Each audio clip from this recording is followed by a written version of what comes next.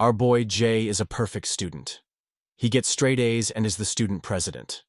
But after being coerced into joining the school's biking team, the Hummingbird crew, he discovers a whole new world outside of studying. What new adventures will he face outside the comfort of his textbooks? Let's find out. The scene opens with Jay telling his parents that he's going to the library. He wears his gloves and hops onto his cycle. After that, he cycles to the library. Some students gossip about going to the internet cafe, but the other boy refuses. They both get shocked as Jay passes by them at speed. They wondered what was that and if he was riding a bike. Jay, while cycling forward, sees construction work ahead. However, he jumps over the edge in style and continues on his journey.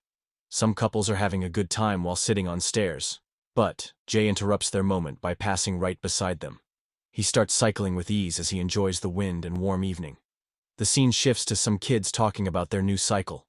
They wonder how a high schooler got a full carbon bike. On top of that, it looks heavy.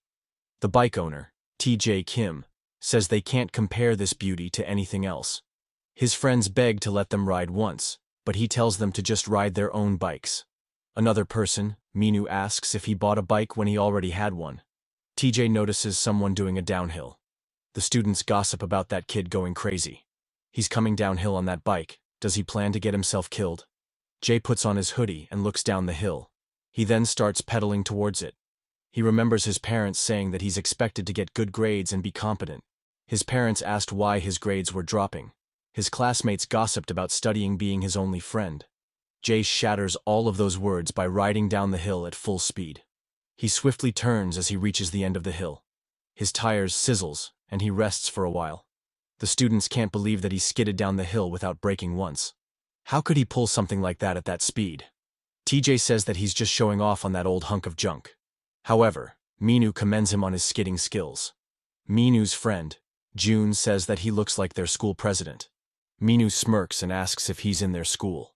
He doesn't give a crap when it comes to school. He thinks he'll say hi if he meets him tomorrow. The scene shifts to the sunny high school that Jay is attending. The students talk about watching the series Breaking Bad yesterday on TV. However, our boy Jay studies diligently. Another girl sitting next to her stares at him. Yuna puts her arm around her and asks what she's thinking about. She inquires if she's studying for the exams that are coming soon. Mia replies that she's studying a bit here and there. Yuna tells her to be better prepared and asks if Jay treats her well. Mia replies that he does. However, Yuna says that it feels like he's harassing her. They wonder if he has any other hobby other than studying. He ignores anyone who talks to him. Mia says that Jay's not like that. He's not good at expressing himself, but he's a very sweet and responsible person. Suddenly, Minu shows up to the class. The girls greet him, asking if he's here to see them. Yuna wonders what that dork is doing here. He's getting them excited for no reason. Minu replies that he isn't here to see her, so she should better get lost. Minu teases her to not piss him off in the morning. Yuna gets angry, telling him to come here. Mia does her best to calm her down, suggesting she shouldn't fight her brother. Another teen named Dom is sitting behind her and thinks that Yuna looks cute even if she's mad. Minu thinks that he should just ignore her and do what he's here for. He heads to Jay's table and introduces himself. However, Jay doesn't give a damn about him and goes back to his studies. He tells him to go away as he's busy. However, Minu slams his desk and asks if he likes bike riding. If he's interested, then would he like to join their crew? Minu reminds him of the downhill he did yesterday. He remarks it was awesome. Their whole crew was blown away when they saw him skid down that hill. They didn't know that such a talented person was in their school. On top of that, the person turned out to be their class president. He welcomes Jay with open arms to join their crew. However, Jay ignores him and goes back to studying. Minu asks if he can't even pretend to listen to him. Minu's sister, Yuna, sees them chatting and wonders when they got close. Mia also thinks the same about it. Jay tells Minu to stop interrupting his studies. If he's done talking, then he can get out of his face. Minu turns away and apologizes for interrupting his damn studies. Minu leaves thinking that he gets under his skin. Jay, while studying, thinks about what Minu just said. He remembers his uncle gifting him a bike on his 13th birthday. He told him that studying was important, but he should also enjoy life a little. If he gets good enough, then they would even go on a biking trip. Soon the classes get over and students head home. Yuna stretches after the exhausting day and talks about wasting youth in the school. However, Mia encourages her to do these exams once. She thought that the days of a teen would be romantic, but it's just the same boring thing every day. Mia tries to calm Yuna down as she goes through a breakdown. She finally heeds into Mia's words and thinks that reality is depressing. Suddenly, Dom surprises them from behind and says they should watch this zombie movie together. However, Yuna punches him back and says he almost scared them. While Dom pukes out, Yuna tells him to quit stalking her. Dom, after getting hit, thinks that she's the girl for him. He chases them again, insisting that they watch it at his home on a TV. However, Yuna tells him to get lost. Jay also packs his bag and gets ready to leave. However, Minu enters the room and says he wants to talk about something. He tells Jay to give cycling a chance by joining their crew. There's a guy who wants to face him tonight. So, he's inviting him to join their biking match tonight. However, Jay gives him a straight no. He tells Minu to quit bothering him and keep playing with his little friends. Minu says that a guy named TJ was trash-talking about his bike before. He was saying that his bike is an old piece of crap. It doesn't bother him if he doesn't show up, but he hates people who think that bike specs are all that matter. As far as he can tell, he has been riding that bike for a pretty long time. He would love to see TJ's face if he destroys him in a race. They will be meeting tonight at the Green Park. He can decide if he wants to come. Later that night in the Green Park, some kids are showing stunts on a cycle. Minu is sitting on a bench while listening to some music. Suddenly, a person places a chill Red Bull on his face, and Minu suddenly jumps up. June tells Minu to chill out and have a drink. June asks if he's sure that Jay will come today. It has been quite a while.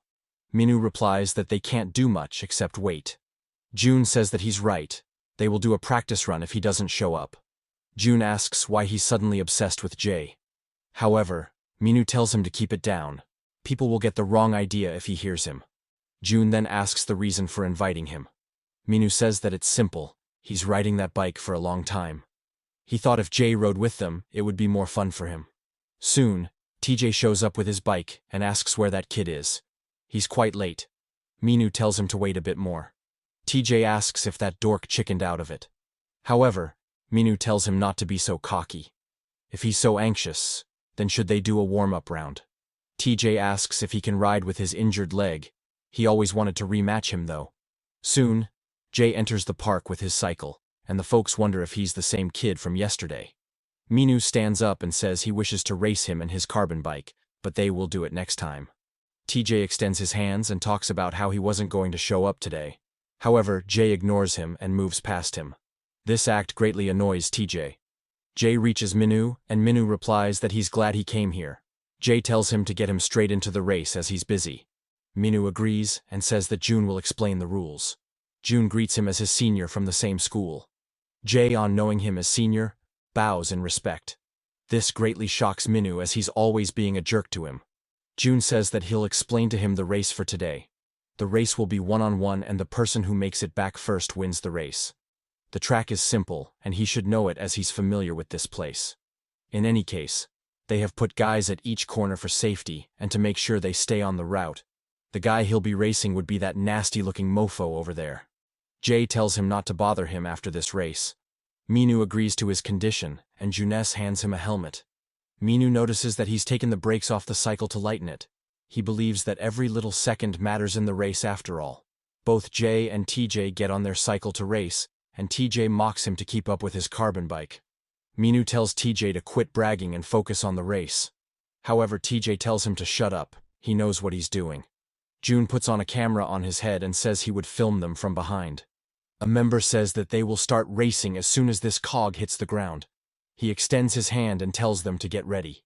As the cog clangs on the ground, both the racers begin racing. June, while following from behind, thinks that TJ has an advantage at the start as his bike is lighter. However, the real race will begin when they start pedaling and accelerating. It's not necessary that TJ will win because he has a good start. June steps up on the pedal so that he doesn't lag behind. TJ, while riding forward, mocks Jay's bike. He tells him to stare at his butts this whole race. Jay soon starts pedaling and begins gaining on TJ. TJ notices that he's catching up fast and plans to speed up more. He spots a traffic cone in front and thinks about a malicious plan. He swerves his cycle and knocks the cone out. The cone falls in front of Jay's cycle, and he quickly notices it. June wonders what that damn TJ is doing. Jay swiftly turns his cycle and avoids the cone. He quickly takes back control of the cycle's momentum, and June tells him to look ahead. Jay sees that he's about to ram into the car parked at the corner. However, Jay jumps onto the vehicle, rides over the top of it, and breaks out. This maneuver greatly surprises June and TJ. Soon enough, Jay starts his hunt again.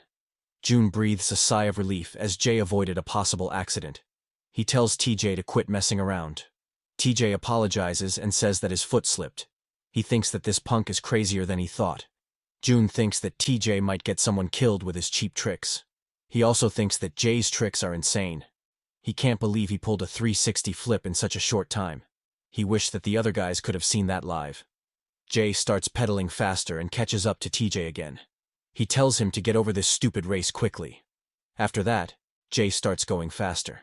TJ wonders if he's trying to psych him out. He suddenly notices a sharp turn ahead and sees Jay rushing forward. He calls him an idiot for accelerating on a sharp turn. He must have a death wish today. Jay accelerates more and starts drifting around the corner. Jay passes from the corner quickly while TJ lags behind him. TJ remains astonished at his skill. Even June is surprised to see Jay pull a drift around that corner. He has no idea where he learned to ride like that. He rides that bike as if it's an extension of his body part. As for TJ, he's struggling to catch up to Jay. He can't believe that he's lagging behind despite having a full carbon bike.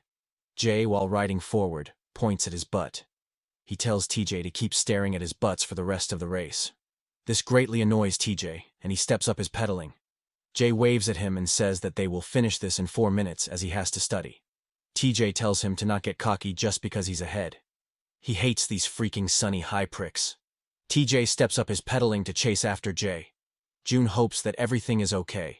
Someone might get hurt if they keep at it. TJ tries to get past Jay, but Jay blocks him skillfully. TJ gets frustrated and says he'll take him at the downhill. As the downhill comes, both start speeding up. June asks if they have gone nuts and advises them to slow down. Can't they see the fence right at the bottom? They should slow down unless they want to get themselves killed. TJ gets obsessed with beating Jay and keeps accelerating. Jay, at the very end of the hill, skids his cycle skillfully. He kicks against the fence and bounces his leg off to change the direction. As for TJ, he thinks that he's getting out of control and is about to fall into the fence. He tries to apply brake, but he slams himself into the fence. June follows up from behind, asking if he's all right. Jay notices that TJ slammed into the fence and calls him a loser. Blood starts dripping from TJ's face after the incident. June worriedly asks if he's all right. However, TJ feels more annoyed than being injured. At the park, Minu is playing video games until they finish the race. A person notifies him that he sees someone coming. They see Jay coming first and wonder if TJ has lost. They can't believe that he lost to the new guy. Minu says that TJ was just big talk after all. He's happy he got his ass handed in. He always told him that the rider matters more than the bike. Jay stops in front of TJ, and people grow eager to check the video that June recorded. Jay takes off his helmet and reminds him about what he said before the race. He tosses him the helmet and pulls on his hoodie. He tells him not to bother him with this crap anymore in the school. After that, Jay starts riding back home. The teens think that he looked so badass right now. June and TJ soon show up, and June calls out to Minu. Minu asks what happened to TJ, and June urges them to bring in the first aid kit. The members wonder what happened to him, and if they should take him to the hospital. TJ's anger grows more, and talks about bringing Jay to him now. Jay soon reaches his home with his bike on his shoulder. Jay's brother, Kay, says that Mom is on a night shift and asks where he has been. He tells him to stop messing around, otherwise he won't be able to get into a good university. He advises him to grow up. He isn't a kid anymore. Suddenly, the TV says that the next episode will be Kitty Time, and Jay's brother rushes to watch it. He trips on the edge of the door and rolls on the ground in pain. He sees that the Kitty Time is on, and gets happy on seeing it. Jay leaves his brother and lets him watch the TV. He steps inside the bathroom and takes a shower. He goes through the memory of what happened in today's match. He senses a bit of strange feeling running in his veins that he never felt before. The next day, Jay gets ready for school and takes out his bike. He checks the tire and thinks that it got ruined from yesterday's race. Jay's brother comes out and asks if he'll ride that bike to the school. Jay agrees and hops on his cycle. Kay says that he's quite a bike freak. Jay stretches out while Kay says that he's wasting energy in the morning. He should put that energy into studying instead. Jay rides his cycle and says that he'll see him later. Kay adjusts his glasses and wonders when he'll grow up. He spots a kitten carrying food and gets excited. He starts chasing after the kitty, telling her to come back. Some people board the bus from the bus stop. Mia thinks that she almost missed the bus to school. The bus soon comes to a halt as the traffic piles up. At the same time, Jay is riding his bicycle. A man on the bus complains about the traffic and wishes that he could get a scooter or something. Mia wonders what those people are gossiping about. She doesn't understand them. Jay crosses the bus that Mia is traveling in, and she notices Jay cycling. Some people on the bus wonder how that kid is faster on the bike. The other says that he'll also come on a bike from tomorrow. Dom is also on his way to the school and complains about the traffic. His dad asks if he would like him to ram the cars ahead so they can move. Dom tells him not to do that and simply follow the rules. When he looks outside, he sees a student riding on a bike. He gets excited and says he wants it too. Alongside Jay, another person joins him on the cycle. The person is Jay's principal, and he asks how he has been. Jay greets him and the principal says that he's glad to see him in full energy in the morning. Jay asks if he often rides his bike to school. The principal agrees, saying that a man should always ride his bike to work. He also advises Jay to be cautious and safe rather than riding fast. Since bike riders like them aren't welcome on sidewalks or roads, so they have to be more careful. He says that people these days don't even leave the biking path free for them. He says that's enough talk and they should step it up a notch. After all, the principal and student president can't be late. At the school, some students are being punished by the security guard, while some greet him. A student named Lee rides his skateboard in style. He brushes past the security guard and says peace. The security guards pick him up and tell him not to peace him. He asks what's wrong with his hair. Did someone accidentally spill orange juice or something on it? Also, where is his school bag? Lee replies that he left them at school since he doesn't want to study. The guard gets annoyed with him when suddenly someone asks what's going here. The principal asks why this noise is coming in the morning. The security guard cheers up and says that he was reinforcing the school dress code. The principal says that this isn't a good way to start the day. He tells them to get to their class and stop ruining the school's image. The students reply that they will do their best and make the school look as cool as possible. They run off, saying they are finally free. Lee notices some girls walking around and wonders when they have girls like them here. He greets them as ladies and requests to have lunch with them as he's alone. The girl calls him adorable and tells him to come to the cafeteria. The guard says that he's causing trouble once again, and the principal says that he's just enjoying his youth. The guard says that they have a morning assembly today, and the principal says that he'll just text everyone instead. This greatly surprises the guard. In the classroom, some students are having fun, while some feel bored with the same crap each day. The principal sends a message, greeting the students for today's assembly. Yuna says that the principal has quite a style for this. She asks Mia what she's doing. As for Mia, she's daydreaming about being close to Jay. Yuna asks if she's in love with Jay. Suddenly Dom shows up and greets Yuna. However, Yuna throws a book at him, calling him a band-aid loser. Dom thinks that this must be her way of showing how much she likes him. Jay walks down the hallway while reading a book. He brushes past Minu, who's surrounded by girls. Minu calls him out and congratulates him on a good job yesterday. He kicked TJ's ass pretty nicely. The girl asks Minu how he knows the student president, and he replies he just happens to know him. In the classroom, half of the students are sleeping during the lecture. Dom is also among them, with his drool all over the notebook. As soon as the clock hits 12:30 p.m., the students go for lunch break. Dom sits next to Yuna for lunch, but she punches him instead. The classes resume, and Dom is once again sleeping. Mia looks at her crush Jay, and quickly turns back in embarrassment when he notices her. The school gets over and some students talk about watching Breaking Bad series today. Dom is walking back home and wonders what was taught in the school today. He notices that Jay has a cycle, and asks if he could try it for a second. However, Jay ignores him and cycles away. Dom shows him the middle finger and tells him to keep that arrogant attitude. His ears buzz up as soon as he hears Yuna's voice. Dom walks beside them and says that she'll forever be the Wi-Fi network of his life. Yuna curses in anger, wondering what sins she has committed to deserve this. Dom asks if he looks smooth and shiny today. Yuna says that his face isn't shiny but has drool all over it. Dom tells her to quit pretending she doesn't like him. He says, this is his secret to look good. Yuna kicks him in the leg and tells him to shut up. Jay is riding back home when he notices that he has a flat tire. He thinks that this happened because of racing hard yesterday. TJ comes in and asks if he wants him to fix that piece of crap for him. After school, Dom is walking back home and thinks that Yuna gave her lots of love today. He wonders if relationships are always so hard on the mind and body. Anyway, he slept too much today, and now he should head back to his job. He notices that some goons are ganging up on Jay, and he gets serious. TJ asks if he had a nice sleep yesterday.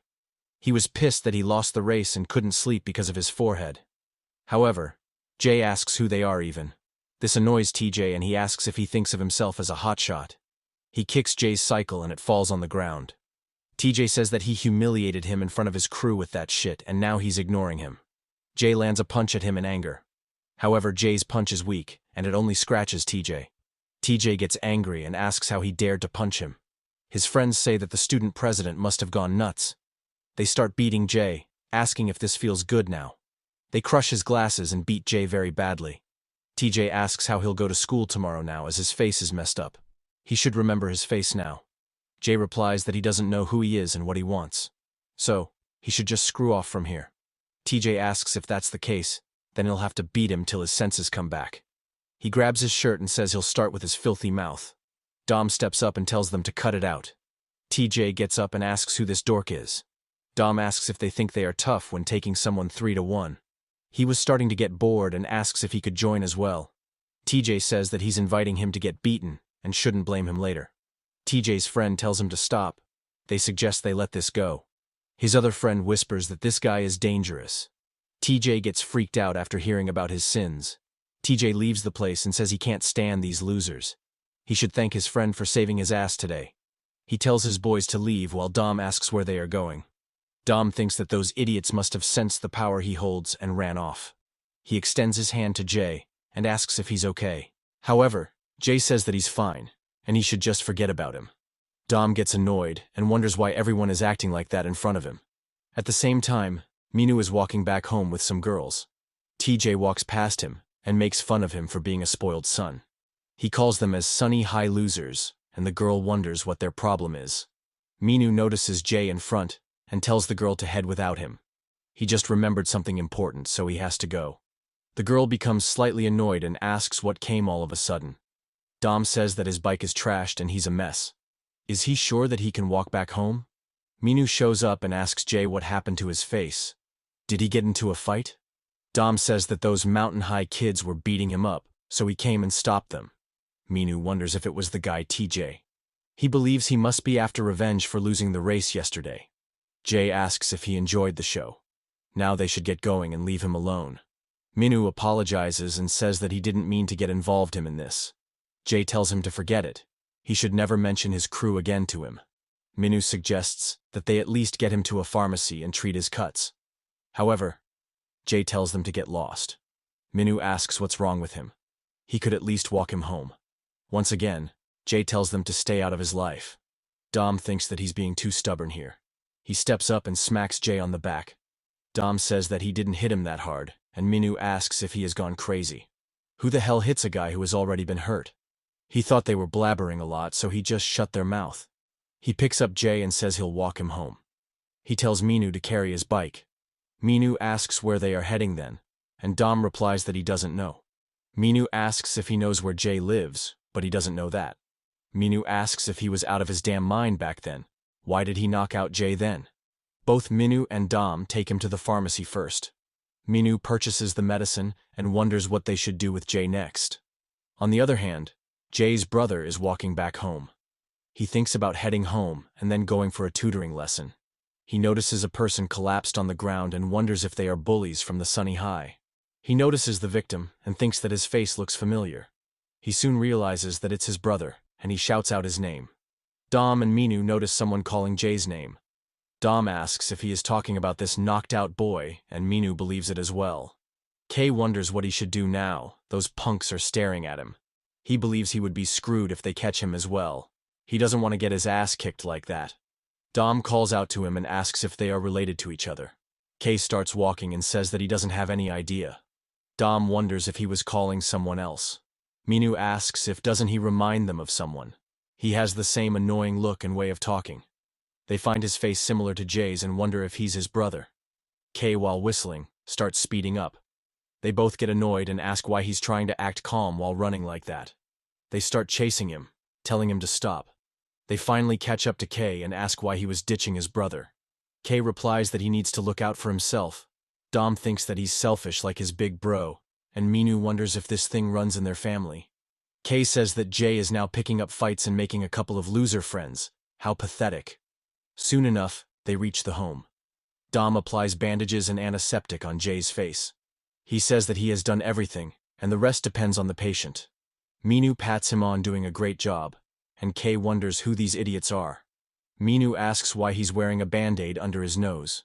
Is he trying to act cool? Dom replies that it's his little secret. Minu rips off the band-aid and says that the secret can go to hell. Minu remains shocked after seeing it, and says that the principal will scold him a lot if he finds it out. Minu asks if there's anybody else at home.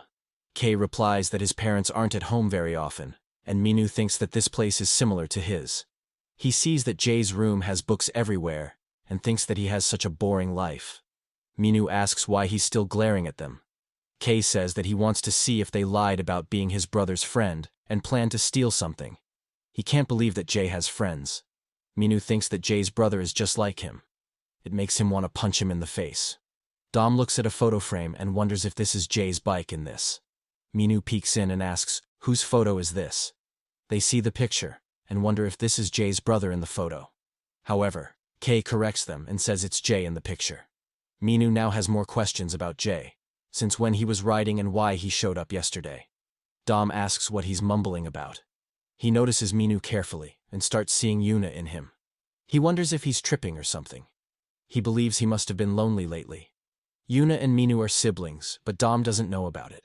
Minu looks at the man in the photo and thinks that he looks similar. Jay gets up and asks what they are doing in his house. Minu asks if he's finally awake, Mr. President. Jay gets up and quickly snatches away the photo frame from them. He tells them to keep their grubby hands away from his stuff and get out of his house. Minu shows him his face and says they brought him here and took care of him. Dom says that he doesn't need to thank them. This much is nothing for a classmate. Jay gets annoyed and rips off the bandages. Dom cries over his hard work and Jay tells them to leave. He isn't in the mood to argue. Dom pats his shoulder and asks if he's going to send them just like this. They came all the way here while carrying him, and Jay replies they are not friends. They get excited about checking his computer. They want to see what kind of nude pics he has on his desktop and what type of girls their student president likes. Jay tells them not to touch his computer, and they say he must be hiding something. They open the computer and see videos of study lectures. Dom gets grossed by it. He can't believe how he's still alive. Minu agrees, saying that he's a computer nerd as well.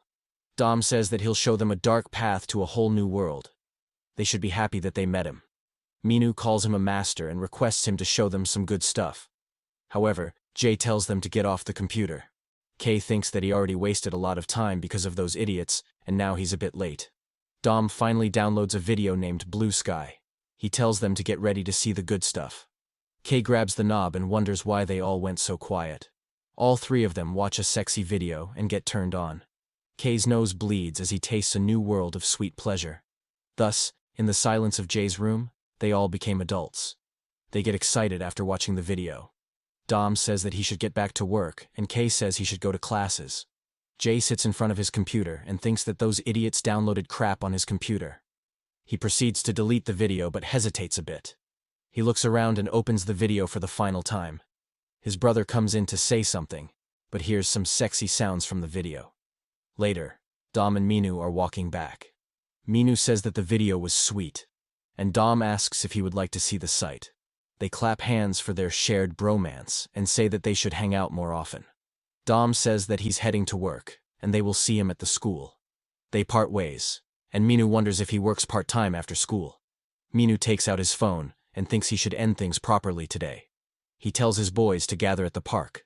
They will be having an emergency meeting tonight.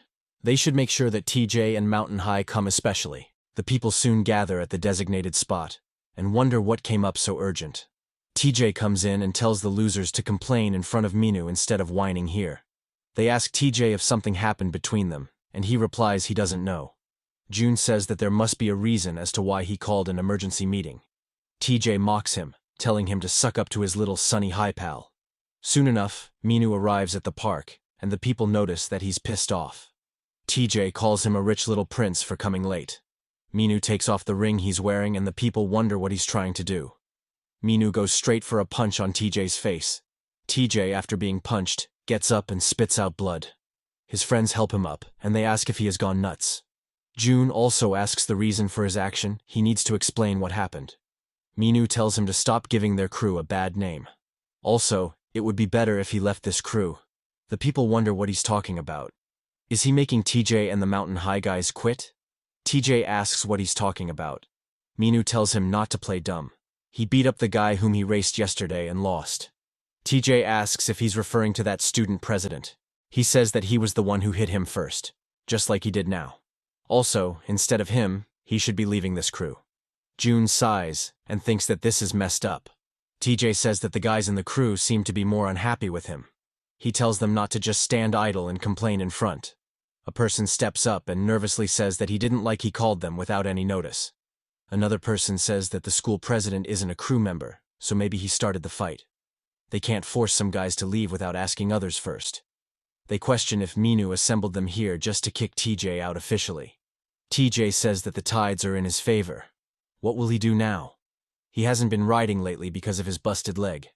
Another person says that he flirts with chicks all day, and that he should start a little club at school. With all the money he has got, he won't have trouble to start another group. June steps up and tells them to stop. They should think before speaking crap. Minu says that they will have a race then. Whoever wins will stay and the loser will have to leave. TJ says that he's fine with that condition, but can he pedal with that leg? Minu replies that he can beat him with one leg with no sweat. TJ says that they'll do a 3 versus 3 in that case. Whoever loses will have to leave the crew fair and square. Minu says that he'll happily take all 3 of them. June says that he'll join in too. Minu asks what he's doing, but June says that he can't handle them alone with his bad leg. TJ says that it will be a race against Sunny High and Mountain High then. He asks if anyone would like to volunteer for the Sunny High team, as they are missing one person. The people gossip that it's better to sit out on this one, rather than risk leaving the crew. June says that they don't need another member. They'll do it just like this. TJ agrees to the condition, and says they will do a 2 versus 3 then. The scene shifts to a dragon asking about their wish. The boy replies that he wants a perfect physique like Chris Hemsworth. The dragon gives him a mushroom. If he eats it, then his dream will come true. The boy eats the mushroom, and his body starts transforming. After the transformation, the girls look at him in admiration. They think he's tall, has a balanced figure, and a confident strut. They want to own that guy. The girls huddle him, asking if he has a girlfriend, or if they can have his number. The boy tells a girl that it will cost her a heartbeat per digit. She pulls him in the chest and tells him to hear her heartbeat as long as he likes. Other girls also line up for their number. The boy soon wakes up from his dream when someone places a milk packet on his desk. The girl asks what he was dreaming about. He looked pretty happy. The boy replies that he had many girls pressing his head against their chest in the dream. He thanks her for the milk nonetheless. After gulping down the milk, he feels elated and growing. His friend puts his arm around him and tells him to have lunch at the cafeteria together. The boy curses him for making him spill all the tasty milk. His friend starts kissing him, and the girl thinks they are having some serious bromance. Behind them, June asks what they will do now. Minu says that it's obvious. They will win and kick them all out. June asks how they will win with his bad leg. Minu tells him not to worry as the doctor said that a bit of biking would speed up recovery. June replies that it will take more than a bit of biking to win. On top of that, doing a 2 versus 3 puts them at a disadvantage. He tells Minu to invite Jay to help them out. He's the one responsible for this, so he should at least help them out. However, Minu replies that they don't need his help. He doesn't want to get him involved in their crew business anymore. He tells June to take it easy. They will surely win this race. On the other hand, Jay is focusing on his studies. Mia comes in and places a Band-Aid kit on his desk. She blushingly says that this is for his cut. However, Jay replies that he didn't ask her to get him anything. Yuna slams the table and asks what's the meaning of this.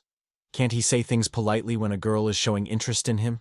She was worried, as she saw a cut on his face this morning. She even ran to the pharmacy. Mia shuts Yuna's mouth from embarrassing her further. Dom pats Jay on the back and asks if he slept well last night. He hopes he didn't stay up late. Yuna asks how they know each other. Dom says that they bonded over a computer screen yesterday. Yuna wonders what he's talking about, and Mia guesses they did something with the computer screen. A student calls out to Jay and says that a third year is calling him. Jay gets up and Dom says that he's getting popular. Dom approaches Yuna and asks if they should bond together. However, Yuna picks him up and slams him into the ground. The third-year student, June, is standing outside, waiting for Jay. Some girls get impressed after seeing a handsome boy, and June says hello to them. They go past him, whispering that he's not into girls. June becomes sad and thinks it's not like that. Jay soon comes out, and June looks at his bruised face. He thinks that this was why Minu hit TJ yesterday. They both stare at each other, and June wonders if he doesn't remember him. He wonders if he has some face recognition disability. June gives him a detailed explanation, and he remembers he's the guy from before. June says that he has a favor to ask. He says that Minu stirred up a mess after his face got bruised by TJ. He said he didn't want to get him involved in this stuff anymore. June asks if he could help them tonight in a race against Mountain Highs. However, Jay says that he doesn't have anything to do with his crew. June says that he knows he's a bit selfish, but if they lose today, then Minu will get kicked out of his crew. Jay asks why he should be concerned about what happens to him. He has heard enough. Before Jay leaves, June says that they will meet in the same park at 8 tonight. If he changes his mind, then he can come there. He apologizes for taking up his break time. The people soon gather for the race in the evening. They wonder who will win today. Minu gets ready and says it's almost time. June checks his watch and sees that it's already past 8. He wonders if Jay won't come today. He puts on his helmet and thinks they must do it without him. Both teams get ready, and the audience believes that it will be intense. June inspects TJ's bike and feels that he now has brakes and changed the front wheel as well. TJ, being cocky, mocks Minu. He tells him not to overdo it unless he wants to get his both legs messed up. Minu tells him to shut up and just focus on the race. A boy says that they will start now. Before he starts, he'll go over the rules. Suddenly, a girl comes on her bike and tells them to wait. She takes off her helmet and thinks that she made it in time. She introduces herself as Harry. She's a biking show commentator on a YouTube channel. She heard they were racing tonight, so she rushed here. The guys get blushed after seeing a girl interested in biking. She asks if it would be okay to broadcast the race today. Minu gives her a thumbs up and says that it will be an honor. TJ smirks and thinks that he will now humiliate Minu online as well. She puts on her earphones and sees that everything is working perfectly. She starts the stream and asks the viewers if they can hear her well. The boy clears his throat and says that he'll explain the rules. Today they will be having a relay race. It's like a normal relay where they hand the baton off to a runner and run around the track. Instead of batons, they will be using LED armbands. If they apply force, it will wrap around their arm. The runners will be standing at the designated spots. The first team to hand off the armband and make it back will be the winner. As they decided before, the losing team will be kicked out of the crew. He asks Minu again if he still wishes to compete. He says that they are at a disadvantage because they are one member short. Minu tells him to quit worrying about it. It doesn't matter to him whether it's 3-on-2 or 4-on-2, they will win this. The boy says that everything is now settled. Until the race is over, no one can complain that it's unfair. He tells the respective team to put on an armband. Minu tells him not to bust his head open this time, and TJ wishes him luck to ride with one leg. Harry says that she'll stream the race between the two teams. TJ puts on his helmet and thinks that he'll show them this time. The first runner is Hyung for the Mountain High. Minu tells June to handle him with his road bike. The first part of the course has a lot of curves, so he'll have an advantage over his fixed bike. June asks if he's sure that he can handle 2 racers with his one leg. Minu says that he'll beat TJ and Mountain High at all costs. June agrees with his strategy and says he'll handle Hyung. June suggests him not to force himself too much. The first runners soon reach the starting line. Harry gets ready with her streaming phone over her head. The boy says that the race will start when the cog hits the ground. Once the cog hits, they begin racing. The Mountain High team gets ahead first. Harry follows them from behind and says that they are going around 26 miles per hour. Currently, Mountain High is in the lead. The members watch the stream and think that Hyung is doing a good job. Hyung asks if that's all he got. June follows Hyung close by on every turn. Hyung wonders why he's right on his ass. He thinks about creating some distance between them. He starts pedaling faster and June starts falling behind. However, June does his best to keep up with him. Young wonders why he isn't backing off. He feels more pressure the faster he goes. He wonders if he's pulling a slipstream on him. Slipstream is a wind-breaking technique used to reduce air resistance. The person in the front blocks the wind resistance, making it easier for the person riding behind. Harry thinks that it's not bad for a high school race. The members have mixed feelings if Hyung will pull it off. Hyung thinks that he can't let June use him like this. If he makes it past the hill, then they'll win. June breaks forward and thanks him for the windbreak. June thinks that now all of this comes down to muscle power. June changes his gear and increases his speed. Harry says that the Sunny High with the red band has taken the lead. He overtook the Mountain High in the uphill course. The viewers say that June's strategy was awesome. Young wonders how he's going so fast on that uphill. The next bikers get ready for the race. Minu says that they are getting close, and now he'll show them all. Jiwon asks, how is he sure who will come first? Minu asks if he believes that Hyung will outrun June. Minu says that he has reached here. June pedals the uphill and gets happy after seeing Minu. He passes the armband on to Minu and wishes him luck. Then Minu takes off in speed. Harry says that Sunny High's second runner is racing ahead. A boy while watching the race thinks that he doesn't need to see it whole if Minu can keep this lead. Harry, while following Minu, says that the Sunny High racer is stepping up his pedaling. He'll soon enter the last third course of the race. The viewers think that Minu is pedaling faster, while some say that Mountain High guys are getting owned. June relaxes a bit with a drink after the race. He hopes Minu doesn't hurt himself while finishing the race. He remembers the previous incident which injured him badly. Minu thinks that he needs to go a little bit more. He can't lose to TJ and get kicked out. TJ waits annoyingly and wonders where his team member is. Some people tell TJ that he might lose this one. The Sunny High is currently in the lead. TJ tells them to piss off. Are they feeling happy after getting beat up? They see that Minu is here. Minu rides forward while TJ waits annoyingly. The folks from before think that Minu is a beast. TJ wonders where his loser team is and what's taking them so long. His team member soon shows up and says that he's coming as fast as he can. Minu, while racing forward, suddenly sees a cat in front. Minu presses on the brakes hard and feels that he messed up his leg again. He soon falls from his bike and hits the ground hard. Harry wonders if he just fell off. The viewers also wonder what happened to Minu. He was doing so well. June can't believe that he fell over. Minu lays on the ground injured and looks at his hand. Harry says that she'll cut the stream because of a sudden accident. The stream soon cuts, and the viewers think that this sucks. A boy wonders if this is how things will end for Sunny High. June straps his helmet back again and thinks that Minu shouldn't have raced with that leg. TJ, unaware of the situation, is pedaling fast. He soon sees that Minu has fallen from his bike and Harry has stopped by him. TJ laughs maniacally, calling him a limp ass. He knew this would have happened to him. He rides freely, feeling lucky as hell. Harry looms over Minu and asks if he's all right. Suddenly Jay shows up and asks what he's doing on the ground like a wuss. Minu tells him to quit staring at him like that and get lost. Jay takes the band from Minu and straps it onto his arm. At Jay's home, he left a note for his little bro to eat dinner without him. Kay wonders when his big bro will grow up. Jay says that he heard the course and race rules from June. He's only here to take revenge against those punks for what they did to him before. Minu gives him his helmet and Jay catches it. He tells Jay to give them hell. Jay asks if he has to put this on. It smells like his armpit. Minu says that it smells better, and he should stop being a jerk. Harry looks at Jay's bike and can't believe that he'll ride on it. As for TJ, he's enjoying while riding forward. He says that this will be the last time when Minu will act cocky again. He shouldn't have raced him with that limp leg. Minu, in his mind, wishes TJ his best as a monster is coming after him. When TJ looks back, he sees Jay cycling.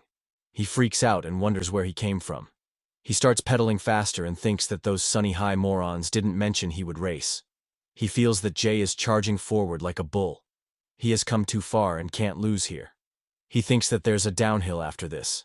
He believes Jay won't be able to get through the last U-shaped curve without braking this time. All he needs to do is pass him in the downhill and he'll be victorious. TJ soon reaches the downhill section with Jay following close by. As he goes through it, the painful memory of hitting the fence comes to his mind. He applies his brake and Jay takes him over. TJ wonders if he has gone crazy. Jay uses the rock wall technique on the downhill, and TJ can't believe it. Rock wall is a trick that allows one to do a 180-degree turn with the front wheel as the axis. Jay reverses his bicycle, and TJ wonders if he has gone crazy. Who in the world would try such a risky move on the downhill? Jay suddenly comes to a stop and stands in TJ's way. TJ tells him to move his ass unless he wants to get both of them killed. However, Jay doesn't budge from his position, and TJ has to apply brakes. TJ manages to stop the bike narrowly, and his cycle hits Jay's front wheel. TJ asks if he has gone crazy. Jay replies that it's his fault that he kicked his bike before. TJ wonders what this mofo is yapping about. Jay says that they will settle the score here. They will see whose bike is faster, his carbon bike, or his metal scrap as he called it. TJ asks if he's giving him a challenge. If that's the case, then he'll accept it. Jay says that they'll have an all-out run on the straightaway. Whoever finishes first will be the real winner. He would like to see just how fast that expensive carbon bike can go. If his lightweight bike loses to his so-called hunk of junk, then he shouldn't blame the bike, but blame himself. TJ gets super angry and says, "Let's see who will lose then." They soon position themselves on the straight path for the race. They both start racing, and TJ gets the upper hand because of his lightweight bike. Jay bends below to reduce the air drag and starts pedaling faster. He takes over TJ once again, and TJ can't believe that he's losing to that jerk. Minu soon reaches back the park along with June. His team members wonder if he's all right. Minu apologizes for not giving his best and says his leg hasn't recovered fully from before. June sighs and says that he shouldn't have pushed himself too hard. Harry says that he's lucky he didn't get hurt after falling at such a high speed. The Mountain High says that they have beaten them. The other boy thanks Minu for delivering the win to them. They soon see someone coming from the Sunny High team with the red band, and wonder who that person is.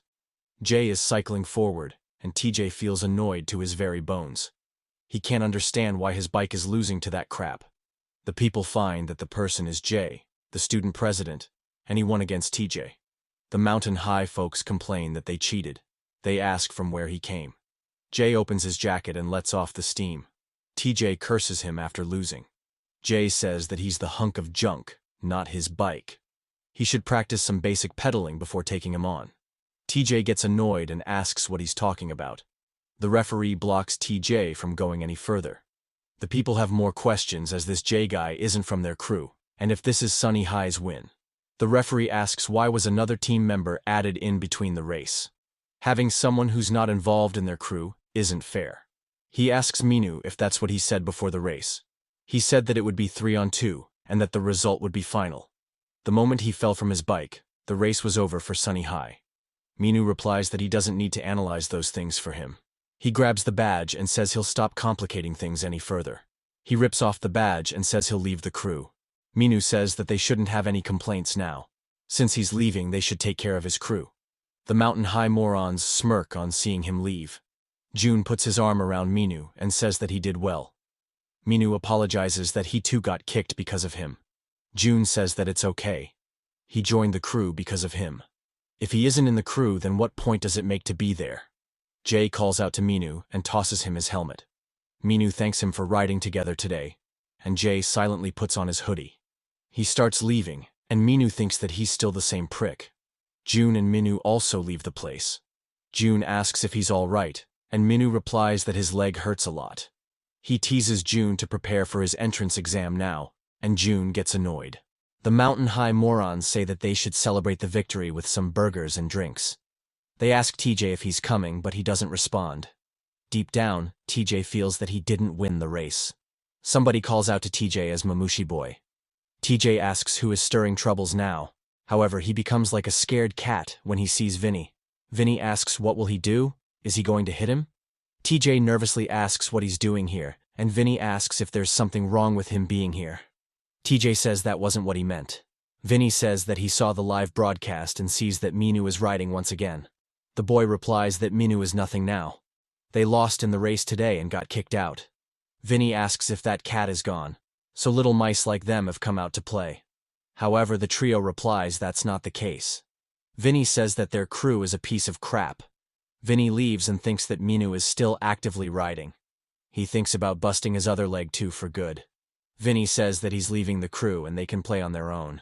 TJ wonders what kind of crap he's trying to stir up now. Minu soon reaches his luxurious home. He feels like Steve Jobs today after getting kicked out of his own crew. If it weren't for his damn leg, he would have won. Minu's parents also reach the home at the same time. Minu wishes his dad a good evening, and he asks what's wrong with his face. He was supposed to be studying. What is he doing that he keeps getting injured? Minu's stepmom tries to calm him down, saying that Minu is still in his teens. She gets worried and asks how he got that cut on his face.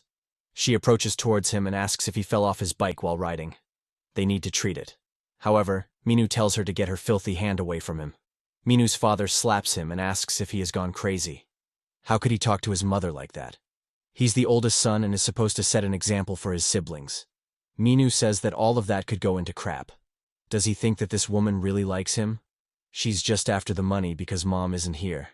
The father gets annoyed and asks how he dared to say that.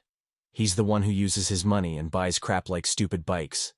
Isn't he the one who is using his father for money? He should better hand over his credit card and wallet.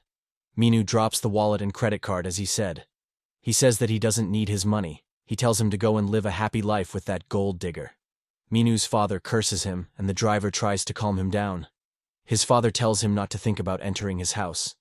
Yuna curls up in her bed and thinks that all of this is her fault. Later, Minu sits on a bench along with his bicycle parked near him. He checks his phone and thinks that he can't ask anyone for help.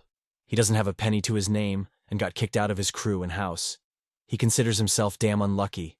He sees a family having a great time, and it reminds him of his childhood. Their family had a total of 5 members and he was the eldest son. They were so happy at that time. He cries a lot and wonders when all of this happened. Beside Minu, Jay appears and grabs a Red Bull from the vending machine. Minu looks shocked at finding him here. Jay asks if he's crying like a baby because he lost. Minu replies that he wasn't crying. Jay says whatever and continues slurping his drink while heading back home. Minu stops him and asks if he can stay with him tonight. However, Jay ignores him and walks away. Minu follows him along and tries to persuade him to stay at his home for one night. However, Jay ignores him and says that it's his problem. Minu says that he's being too cold-hearted. Can he help him out just one time? Jay says that he has to study, so he should ask another friend. Minu says that he would like to, but he doesn't have anyone else he can ask. Jay says that he isn't someone he can ask either. Jay closes the door, and Minu says that they were never close at school either. Soon enough, rain began pouring and Minu takes covers inside a shed. He remembers people trying to befriend him because his dad owned a big company. They asked him if he would like to hang out with them. All of them put on fake smiles and calculated kindness. So he, too, put on his own mask. His dad always told him that living among fakement is also part of life. So, he always hid his true self behind countless masks. Every time he took off the mask, he felt alone. When he was little, he managed to get a bike somehow. That was the only moment when he escaped his loneliness. He then created a cycling crew that simply loved biking, but now he lost that as well. Minu soon gets drenched in the rain. He also sees a little kitty trembling in the rain. He thinks that he has seen this cat before. He remembers that she's the same cat that got in his way on the racetrack. He thinks that if it weren't for this damned cat, he would have won. The cat limps forward, and he notices that its leg is hurt. He thinks that blaming her now won't change things. He pulls out a chocolate and asks if she wants to eat this. The cat eats the chocolate, and Minu thinks that it wasn't able to get out of the way because her leg was hurt. He lifts the cat and asks if she's also alone, and the cat replies yes, in her tone. Later, Jay's brother is walking back. He notices that someone is camping outside their house. He checks who the person is and recognizes him as one of the trio that came here earlier. He wonders why he's out in the rain by himself. Minu also notices him and asks if he's Kay. Kay notices that he's holding a kitty in his arms and ignores whatever Minu says. As for Jay, he's studying in his room but gets sidetracked a bit. He sighs and gets up from his seat. He takes an umbrella and thinks about taking Minu in. Kay soon comes inside the house and asks where he's going. Kay realizes he must be going for his friends. He says he was shivering in the rain, so he brought his friend in. He couldn't just walk by on someone like him. Minu starts liking the kid as he's showing some concern for him. Kay says that he was worried about the kitty. He only brought him here because he was with the cat. Minu gets annoyed with Kay and thinks it's his fault for expecting too much from him. Kay rushes to the bathroom with the kitty. He says that he'll clean her first, and then take care of her cut. Minu says that he'll leave as soon as the rain stops. Jay throws a towel at him, points towards the bathroom, and tells him to take a shower. He's only allowing him for today. Jay and his brother quarrel over why that sketchy dude will sleep in their house. Minu comes out of the shower and feels good. He looks at the fridge and thinks about eating something. He shouts that he's starving and he'll help himself with some food. He rummages through the fridge to find something. At the same time, Jay's mom arrives at the home. She asks what a bike is doing outside. However, she gets shocked when she sees a stranger in the house, and that too, taking things from their fridge. Soon, Jay's mom orders fried chicken for Minu. Minu eats the chicken happily, and says that this is his favorite. Jay's mom is happy to see Minu. She heard that he's the son of Tichong Group CEO. She asks Jay how he met such an amazing friend. However, Jay replies that he isn't his friend. Kay says that she said that making friends is useless. So why is she saying that now? She shoves a chicken in his mouth and tells him to finish it and go back to his studies. Also, he has an exam soon, so he should study instead of eating chicken. Suddenly, she hears the meowing of a cat and wonders where that cat came from. Kay points at Minu and says that he brought her in. Kay rushes to Kitty, calling her Jack. Jay and Minu think that that idiot already named the cat. Jay's mother says that it's all right. He can give the cat back to Minu once he leaves. She also asks what happened to their face. Are they getting into some sort of fight recently? Jay gulps down his drink nervously, and Minu replies that they had a little argument with some dudes from another school. She asks which school and who those damn kids are. Minu replies that he doesn't know as they were wearing normal clothes. She advises them to not take beating like an idiot. Those brats need to be dragged to the police station to scare some sense into them. Minu says that won't happen again. She doesn't have to worry. Jay leaves and thanks them for the dinner. His mother stops him and says that his grades have been slipping recently. If this keeps up, then he won't be able to see his bike again. Jay understands it and leaves soon after. After dinner, Minu peeks through Jay's room and asks if he's watching porn again. He sees that Jay's studying and enters inside. He slumps down on his bed and feels great. He tells Jay how much his life sucks. Being best at the school isn't everything. He still envies that he has a mom to nag him around like that. Jay nudges Minu to get out of his bed. Minu says that he can't sleep without a bed. He suggests sleeping together. However, Jay throws a pillow on his face. He then makes a bed for himself on the floor. Minu tells Jay that he started riding after seeing a kid having fun by himself on the bike. He suddenly remembers something and asks if they should make a new biking crew. He can join it too since he likes riding. However, Jay tells him to shut up and go to sleep. Minu says that he's always like that. He should try to be positive for at least once. He turns around and says that he'll stay here for a few more days. Jay suddenly jolts up with a shock and asks if he's serious. Minu replies that his mom said that he could stay a bit longer. Jay curses Minu, calling him a goddamn street bum. Minu checks his phone and sees that Yuna has messaged him. She asks where he's staying and he replies he's at Jay's house. He asks her if she could bring some clothes and uniform tomorrow, and she agrees. She asks for his address, and he sends it. In the morning, Minu wakes up after hearing some sounds of chopping board. He gets out of his room and smells something good. He sees Jay cooking some food. Jay says that his mom left early in the morning for work. Minu almost chokes on seeing him wearing a funny apron. He can't stop laughing and asks if he's doing a cosplay or something. Jay replies that the only thing funny is his hair right now. Minu pulls out his phone and clicks his photo. He says he'll post this on Facebook and Jay gets annoyed. He asks where his brother is and Jay replies that he's playing with Jack in the yard. Minu thinks that he's also an early bird like his brother. He sees that Jay's preparing an epic breakfast because he's a guest here. Minu, while licking the spoon, says that he didn't have to go through all that trouble. However, Jay goes past him, and Minu's dreams shatter. He asks if the food isn't for him, and Jay replies that it's for the cat. If he wants a breakfast, then he could make his own. Minu asks how could he treat a guest like that, but Jay says that he's just a forced invite. Outside, Kay wonders what those morons are taking so long for. The scene shifts to the school principal getting dressed up. His phone rings and he wonders who could it be early in the morning. A girl named Shelly, who's his granddaughter, says it's her. She says she wants to come to Korea. He becomes glad and tells her to hurry up. He can't wait to see his precious granddaughter. She says that she'll call him later when she reaches there. She wonders how many years it has been since she went to Korea. The scene shifts to Minu fixing his bike. He hears a car honking and goes outside. He sees Yuna, and she asks what he's doing here. Minu replies that he was just fixing his bike because it got rained on yesterday. Yuna sighs and gives him the bag. She has put in his clothes and other stuff. Now, he should better come back home as she'll handle Dad. She's also surprised how he stayed at Jay's house. Is he nice to him? Minu replies that things just worked out. He's kind of grumpy, but it's manageable. She asks if he would like to have a ride to school, but Minu replies that he would just ride his bike to school. She gets in the car and says she'll see him later. Kay comes from behind and asks if she's her girlfriend. However, Minu replies that he's her sister. How could someone think that he has such an ugly girlfriend? He suddenly realizes that he was talking to Kay and asks how long he was standing there. Kay says that he should have known that a bum sleeping at their place couldn't have a girlfriend. It was stupid to even ask it. Minu thinks that he would have beaten the shit out of him if he was his brother. Kay says that he's going to school and tells Jack to keep an eye on the house. Jay and Minu soon get prepared for the school. Minu asks if won't he ride his bike to school today. Jay replies that he isn't sure. But why is he asking? Minu says that he doesn't have any bus money, so he'll have to bike there. He asks if they should ride together.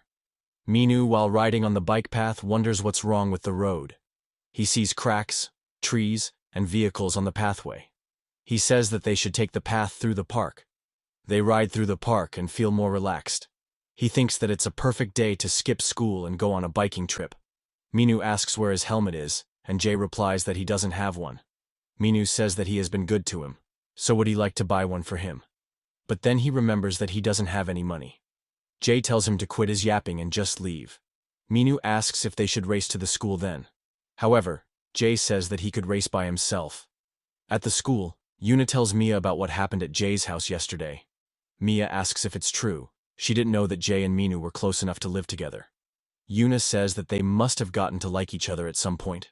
Mia tells her not to say things like that, otherwise people might get the wrong idea. She asks Mia if they should have the student council meeting in a cafe this weekend. Mia says that she likes the idea, but would Jay allow it? Yuna says that if enough girls pressure him, then he'll have to agree. Mia blushes and says, "Okay, dokie." Yuna says that she's doing all of this for her. They'll leave at the right time, so the two of them can talk in private. Mia blushingly replies that they don't have to do this. Yuna pats her head and asks why she keeps holding back like that. Jay is a good guy, so things will work out well. Dom overhears their conversation and says that he would also like to come. He asks Yuna if he could join the meeting as well. Yuna asks why he wants to be there. He isn't even in the student council. Dom says that he could be her private assistant. Yuna tells him to stop being an idiot and have his afternoon nap. Dom suggests watching a zombie movie tomorrow, but she tells him to get lost. Mia from the window sees that Jay and Minu rode to the school together on their bike. Mia says that the weather is nice and asks if she should get a bike too. Yuna says that it's a good idea. She could buy a bike and ask Jay to teach her. Dom says that he'll also buy one soon, and Yuna replies that she doesn't care. Minu enters the hallway with his bike on his shoulders, and the girls greet him. Some boys in the class are looking at an adult magazine and having fun. A girl snatches the magazine away from them and asks what they are doing at school. The boy replies that the magazine holds the key to their love life, so she should return it. The girl replies that she's doing her job as class monitor. Do they have a problem with it? Well, nothing beats the losers in the face of class monitors. The boy notices that Minu has brought the bike into the classroom. He asks why he brought it here. Minu replies that it's expensive and he can't just leave it outside. The boy asks how much it is and gets shocked after hearing it. He asks if he's joking. Who in their right mind would pay so much for a bike? Minu says that it's all he has now. He may have to sell it to get at least some money. The boy asks if he could ride it once. However, his confidence falls down the cliff when he sees that the seat is taller than him. He runs away while crying. He goes to a girl and asks if she could bring her some milk. The girl pats her and says she'll bring it. Jay is walking to his classroom when Yuna greets him. She came here to ask him something about the next student meeting. She says that everyone wants to have this week's meeting in a coffee shop. What does he think about it? Jay asks if she's serious. However, Yuna cuts him in the mid-sentence and says that it's decided then. She'll text him the address later. Later, Mia shows by Yuna's side and says that the plan worked. Jay will come, so she should get dressed up. On the day of the meeting, Mia is looking through which clothes she should wear. Yuna calls her and asks if she's ready. Mia hurriedly replies that she'll get ready in a few minutes. On the other hand, Minu is chilling in Jay's room. He wonders what he's doing lying around here on a weekend with no money and no fun. He looks at the couple walking down below and feels jealous. He sees Kay chasing after Jack and thinks that his date is also going well. Suddenly, he sees Jay getting ready and asks where he's going. Jay replies that he's heading to the student meeting. Minu says that he's bored and asks if he could tag along. However, Jay says that he'll go by himself. Jay puts on his hoodie and takes out his cycle. Minu says that he'll take care of the house, so can he bring him something good like ice cream in return? Jay sighs at his increasing request and leaves. At the coffee bar, a loser tries his luck with a girl. His charming lines work on the girl, but others feel grossed by it. Dom is also sitting along with them and thinks that the food here is good. Yuna deep down wonders why this dork followed her. Mia shows up without her glasses and greets them. She says that they are here earlier than expected. Dom asks who is she, and do they know her. Mia smiles and asks how could they react like that. Dom's food falls off as he can't believe it's her. Yuna says that she looks different without her glasses. She also dressed up prettily today. Mia asks if she looks that good. She decided to wear contact lenses today. The fatty tries to charm her through his cheesy lines, but he gets kicked by his girl. She asks what he's staring at. Some students from another high school think that those kids are being too noisy. Vinny says that this is lame. He asks if there isn't anything fun around here. The boy tells Vinny to pay attention to those morons staring at him. Vinny notices them, and they stop looking at him. They talk about how his one eye is red. They say that it's a colored contact lens. The other boy says that he must be doing a costume play. Suddenly, Vinny shows up at their table and drinks from the boy's cup. He says that it tastes bitter. He then asks if they think that his eye color looks weird to them. How about they rip his eye out and see it for themselves? The boy asks what his problem is. Vinny flips the table in anger. Dom's group wonders what's going on there. Are they fighting? Vinny steps on the boy and asks if he looks funny.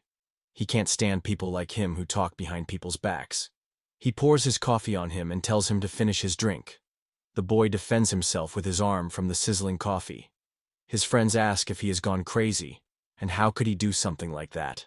Suddenly, someone grabs Vinny's hand. Dom steps up and says that it's enough. Vinny lets go of the cup, and it falls on the ground. The people behind them shout to call the cops before they start fighting. Vinny flicks Dom's hat away and asks what his problem is. Yuna suddenly shouts and tells Dom to keep his fists to himself this time. Dom sighs and proceeds to leave. The people wonder what they are doing in a cafe. Vinny's friend also advises him to bounce off from here before things go out of hand. Vinny taunts him with his tongue and leaves. He says that they will continue this somewhere quieter. Dom picks up his hat and puts it back on. He tells Yuna that he didn't cause any trouble this time. Yuna replies that he did a good job. The scene shifts to Shelly, coming to Korea. The people look at a beauty passing by. A guy also takes a sneak while he is walking with his girlfriend. She grabs his head and scolds him for cheating on her like that. A person says that there's a chick at 2 o'clock. They wonder if she's a model or something. The other person thinks about getting her number, and his friend replies that he should keep dreaming about it. He says that he can get a foreign girl's number easily by this face.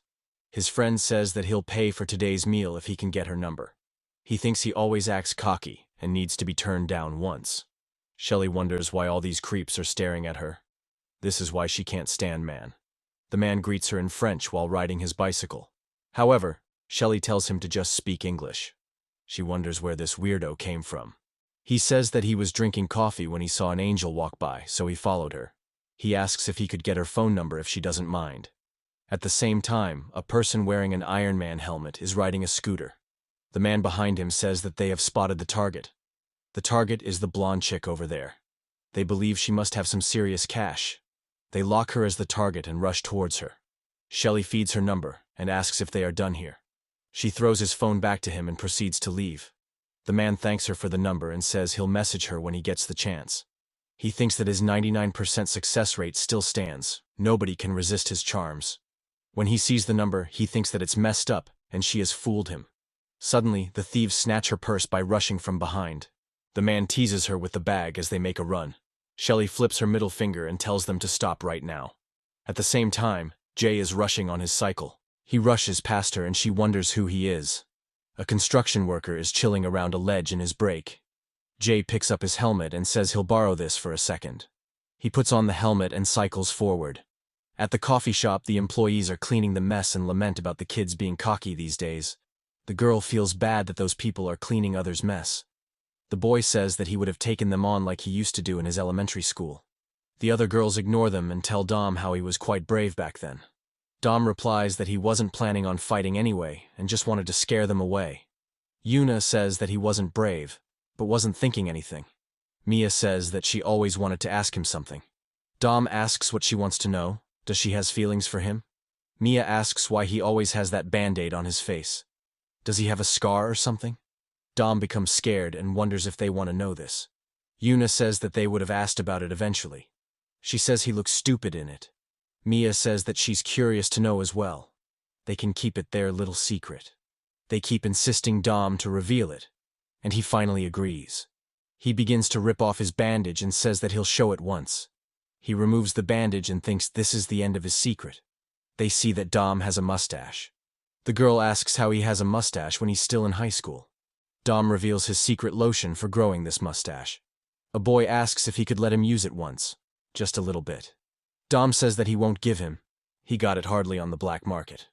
A girl asks why he's going through the trouble of growing a mustache. Dom says that he has been helping out his dad in a part-time job. He does DJ stuff at the club. Also, since high schoolers aren't allowed, so he has been growing a mustache to disguise himself. He covers it with a band-aid so the teachers don't find it out. Mia asks if that's the reason he keeps sleeping in class. A girl asks what kind of work his dad does, if he's making his son do that. Dom nervously replies that he manages an organization. The scene shifts to Dom's dad coming out of the airport, and a bunch of people bow in respect. Dom thinks that he almost forgot that his dad is coming back to Korea today. The girl asks if he's a civil servant or something if he's managing an organization. Dom replies that she could say it like that. Mia gets up and says that she'll get them some coffee. At the same time, a photographer sitting in the same cafe takes a picture of Mia. He smiles after taking the picture. Back to Jay, he's chasing after the thieves. The thief says that they hit the jackpot this time. He notices that someone is following them on a bike. He tells his buddy to speed up, and he asks which lunatic would try to chase a motorcycle with a cycle. He mocks Jay for being a fool. He can never catch them with his bike. Jay notices that they are taking a right turn. He then takes a shortcut by cutting through an alleyway. Jay speeds through the alley and spots a parked vehicle across the wall. He uses the car to propel himself onto the edge. He then starts riding the edge of the wall with precision. Some kids are playing soccer nearby. A boy kicks the ball into the air and they see a person riding a cycle over the wall. They wonder if this is Attack on Bicycle show. They cheer him and call him awesome. The thief says that they finally lost him. The Iron Man says that he was dumb enough to think that he could have chased them on a bike. Jay almost catches up to them and sees the thieves in front. The thief says that he was quite persistent and almost scared him for a second. Some kid are having ice cream and enjoying their time. They remain astonished when they see a person jump off the wall with his bicycle.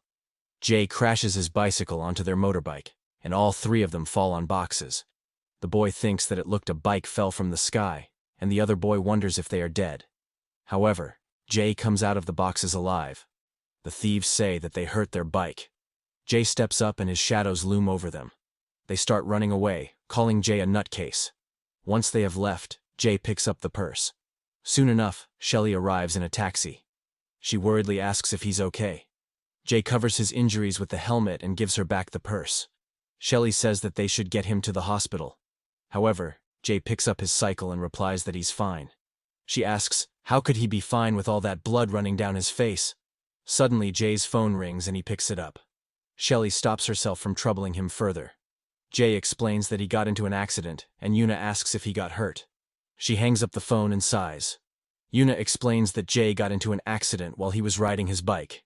He said that he couldn't make it today and the meeting would be postponed. Mia worriedly asks if Jay got hurt.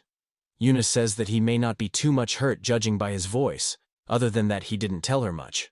A boy says that he must be making excuses, but Yuna says that Jay's not that type of person. A girl says that they should hang out a bit more, and then go. Mia's moods turn off after hearing Jay isn't coming. She says that she'll go to the bathroom for a second. Once in the washroom, she felt coming here was pointless. She comes out and hopes that Jay's all right. The photographer from before introduces himself as CJ. He says that he's working as a fashion artist for a magazine. Mia nervously says hi. CJ hands her the card and says that she seems fit to become a model. She could come to the photo shoot if she's interested. If she feels comfortable, then she could contact him by the next week. Soon enough, they decide to leave and head back home. Yuna says that it was bad that Jay didn't show up today. She tried her best to look nice for him.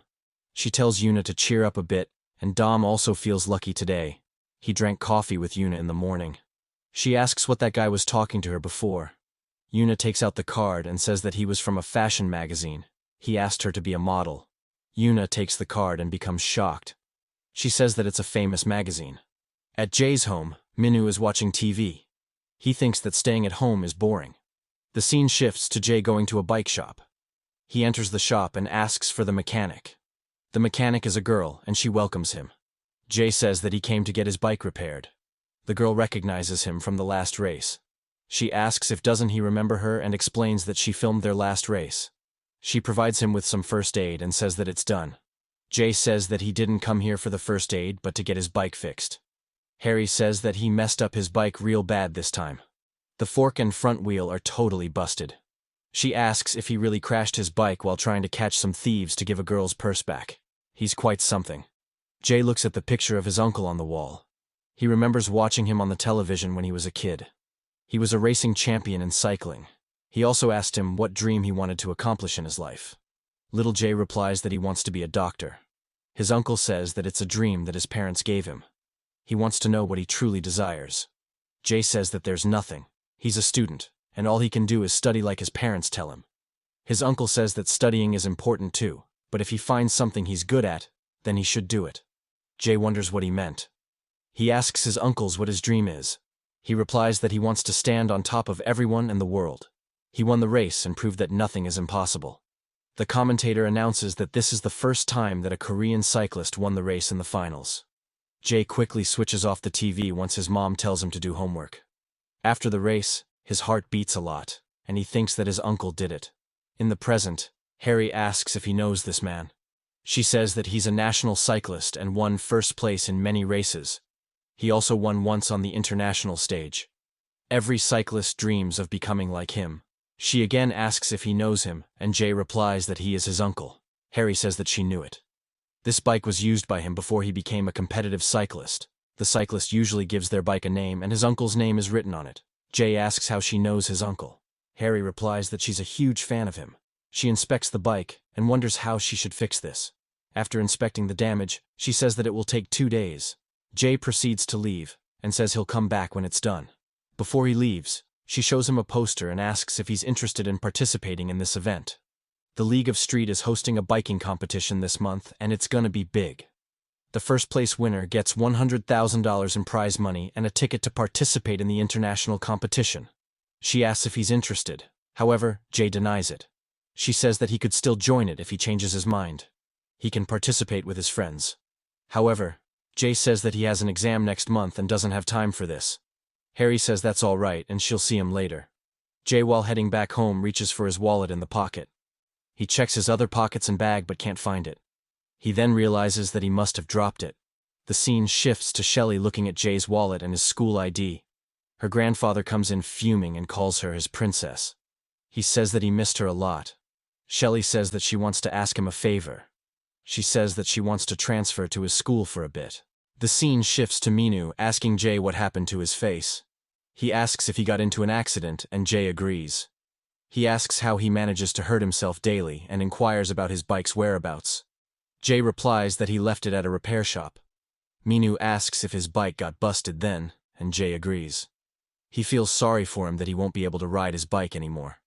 Suddenly, Minu realizes that he has to ride his bike alone starting tomorrow. He asks Jay if he was sleeping while riding. The next day at the school, Jay's friends come to his seat. Dom puts his arm around Jay and asks if he's feeling well. Everyone was worried when they heard that he had an accident yesterday, especially Mia. Mia comes in and shuts Dom's mouth. She feels glad that he wasn't hurt much. Yuna asks what happened then when he was coming to the cafe. Jay replies that it's not a big deal, and they should forget about it. He has to study now, so they should leave. The teacher enters the class and tells the students to take their seats. Dom complains that it's break time, so why should they? Yuna says that he must have come here to make an announcement. He taps on the bench and tells everyone to pay attention. From today onwards, they'll have an exchange student in their class. The students wonder if it's a foreign student and hope it's a girl. The teacher blushes and tells her to come in. Shelley enters the classroom with a bit of provocative clothing. The boys cheer up and say that she woke them from their dreams. The teacher says that she was living in England and decided to transfer to their school suddenly. She's here for a semester, so they should be friendly to her. Shelley introduces herself and says that she likes traveling and cycling. The boys roar in happiness, saying that an angel has descended in their class. Yuna thinks that all these boys are the same pathetic losers. Dom thinks that Shelley is pretty, but Yuna is the only girl for him. Our boy Jay studies diligently even in break and ignores all the noise around him. Shelley looks at Jay and thinks that she found him. At the same time, the security guard is strolling in the hallway and wonders what all this noise is. He looks around and sees the principal peeking in a classroom. The students say that the new student is hot, and the principal wonders why these little wolves are looking at her Shelley that way. The guard asks the principal if he's all right. Inside the classroom, the teacher says that he'll allot her a seat. Shelley moves past him and says she'll find her own seat. She looks around and sees multiple losers. She finds Jay studying and approaches him. Suddenly she kisses Jay out of the blue. The students remain in utter shock on seeing this. The class once again goes into an uproar. They ask how this damn nerd got a kiss from her. Some boys say that they want a kiss too. The principal scratches the wall with his nails as he witnesses the scene unfold. He wonders what is going on between those two, and how he dared to kiss her Shelley. Some students also come out of their class to see what's happening. The principal says that his Shelley was never interested in boys. Then how is this happening? He starts fainting, and the guard rushes to save him. Even the school teacher cries and asks what they are doing in the school. Jay wipes the kiss and asks why she did that. Shelley replies that she didn't get a chance to thank him before for saving her purse from thugs. She hands him his wallet and says he dropped it earlier.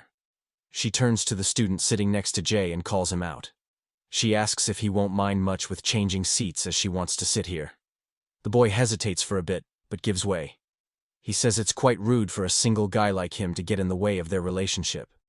Yuna wonders if Jay missed the meeting because of that chick. Mia's world fades into oblivion as she sees her crush being taken away from her. At the same time, June is walking in the hallway while reading the cycling tournament poster. Suddenly, a boy and Minu rush past him while cursing at Jay. June asks if it's him and where they are going. Minu replies that he heard a new exchange student joined the class recently. June says that he wants to tell him about something. Minu replies that he doesn't have time for this. That damn Jay just kissed that blonde-haired angel, and everyone is talking about it. June believes that Minu is busy with some school drama, and thinks about telling him the next time. He thinks that Monster 13 will participate in this tournament, so he was planning to join it too. Soon, the boy and Minu show up in the classroom while panting. Minu asks where that damn nerd is. Students pile up on Jay and say that he has been pretending to study all the time. In reality, he was reading a guide to date the girls. They proclaim he's now their common enemy. Girls come to Shelley and say that she has great hair. They also ask how she knows Jay. Suddenly, Minu shows up and introduces himself from class 3. Shelley wonders who these losers are and hopes they would just screw off. Minu then comes to Jay and pats his shoulder. He asks Mr. Popular if they could talk for a second. Jay replies that he's busy and he'll talk later. Minu takes Jay forcefully and tells him to just come with him for a minute. Shelley looks at her knight in shining armor and becomes happy. Minu says that he didn't expect him to make a move on a girl so early. He asks how long they have been dating. Jay replies that they are not dating. Minu asks if he's joking. Can he explain why he kissed that blonde-haired goddess then? He can't believe a nerd like him beat him to kiss a girl first. Jay retorts and says that it was her who came to him suddenly and did it. Minu asks if she kissed him for no reason then. How couldn't he say anything when they have been living together lately? Minu suddenly realizes that he spilled the wrong beans. The students ask if they heard him right. They are living together. The girls wonder if Minu is into guys, and that's why he's fighting Jay because he cheated on him. The boys feel grossed about Minu living with that bookworm. Minu tries explaining that it's just a misunderstanding. However, the rumors have already started spreading. A boy thinks that he can't miss this golden opportunity and must post this story on school news. A boy creeps on Shelly and thinks that her hair smell is so good. Shelly punches the boy away and thinks that Jay is quite popular. In the background, Dom chimes in and asks, how could they leave him out of this after the bonding they did? Suddenly, Mia stands up and Yuna asks what's wrong. She gets out of the classroom and walks in the hallway. Mia remembers her past while walking. She was bullied by some girls and they crushed her glasses. They say that she looks like a double battery in those glasses. They walk past her, calling her a dork who's nothing more than a dirty loser. At that moment, Jay approached her and asked what her eyesight was. Mia replies it's -1, and Jay hands over his glasses to her. He says that they are almost the same, so she would be able to see with this. She thanks him for the glasses and asks Jay how will he see clearly then. Jay shows her a new pair of glasses and says he breaks his glasses pretty often, so he carries a spare one. Mia thinks that she knew about Jay since middle school. He wasn't good at expressing his feelings, but he's a nicer person than anyone. That's when she begins to like Jay. She wants to tell him how much she likes him, but she doesn't have the courage because of all the bullying she has faced. Later that evening, Jay is walking back home. Minu calls out to him as a nerd, and Jay feels more annoyed by him. Minu shows him the poster that June left at his desk. The prize money is $100,000, and they will get a chance to enter the international competition. Minu says they should make their crew and join this. He has left home and has no money, so this is his only hope. Jay replies that he is not interested and tells him to quit bothering him. Minu says that they might end up on TV and get famous if they do this. Minu tries convincing him, but Jay keeps giving him straight no. Shelly finds Jay walking back home and thinks about calling him. However, her grandfather places his hand on her mouth. He asks, where is she going, sweetheart? Shelly replies that she wants to hang out with a friend for a bit. Her grandpa drags her away and asks what she's up to this time. She should better spend time with him at home. Shelly begs him not to do this and says she wants to go with Jay. At Jay's home, Minu once again says that they should do this once he gets his bike fixed. Jay annoyingly replies that he doesn't want to hear about it anymore. Jay sees the news about the upcoming cycling competition. They have Sang-ho Choi as the host of this event. Minu says that Sang-ho is a cycling champion from Korea, and wonders if he's going to be in this competition. Sang-ho says that whoever wins the tournament, they'll get a chance to compete with him in the last stage. Suddenly, Kay grabs the remote and says, who cares about this boring news? It's kitty time for him. Minu calls him a mini brat and tells him to let it play for a second. They quarrel among themselves in the background, and Jay watches the interview intently. The interviewer says that it's quite unfortunate that Man-jo died in an accident. If he had been alive, he would have joined this competition. Sang-ho replies that Man is a shame. He died in an accident after doping in his last tournament. Jay remembers that his uncle Man-jo wasn't like that. Sang-ho continues that Man would have left cycling anyway after the doping incident. He says that doping to improve performance is wrong, and hopes he won't see riders like him anymore. Jay clutches his towel in anger and calls out to Minu as a loser. Minu and Kay wonder what has suddenly gotten into Jay. Jay says that he'll join that competition. Later that night, Jay's team gathers in the park. June asks Jay if he's going to join the competition. Jay replies that he will. Minu asks, why is he so quiet? Is he thinking about changing his mind?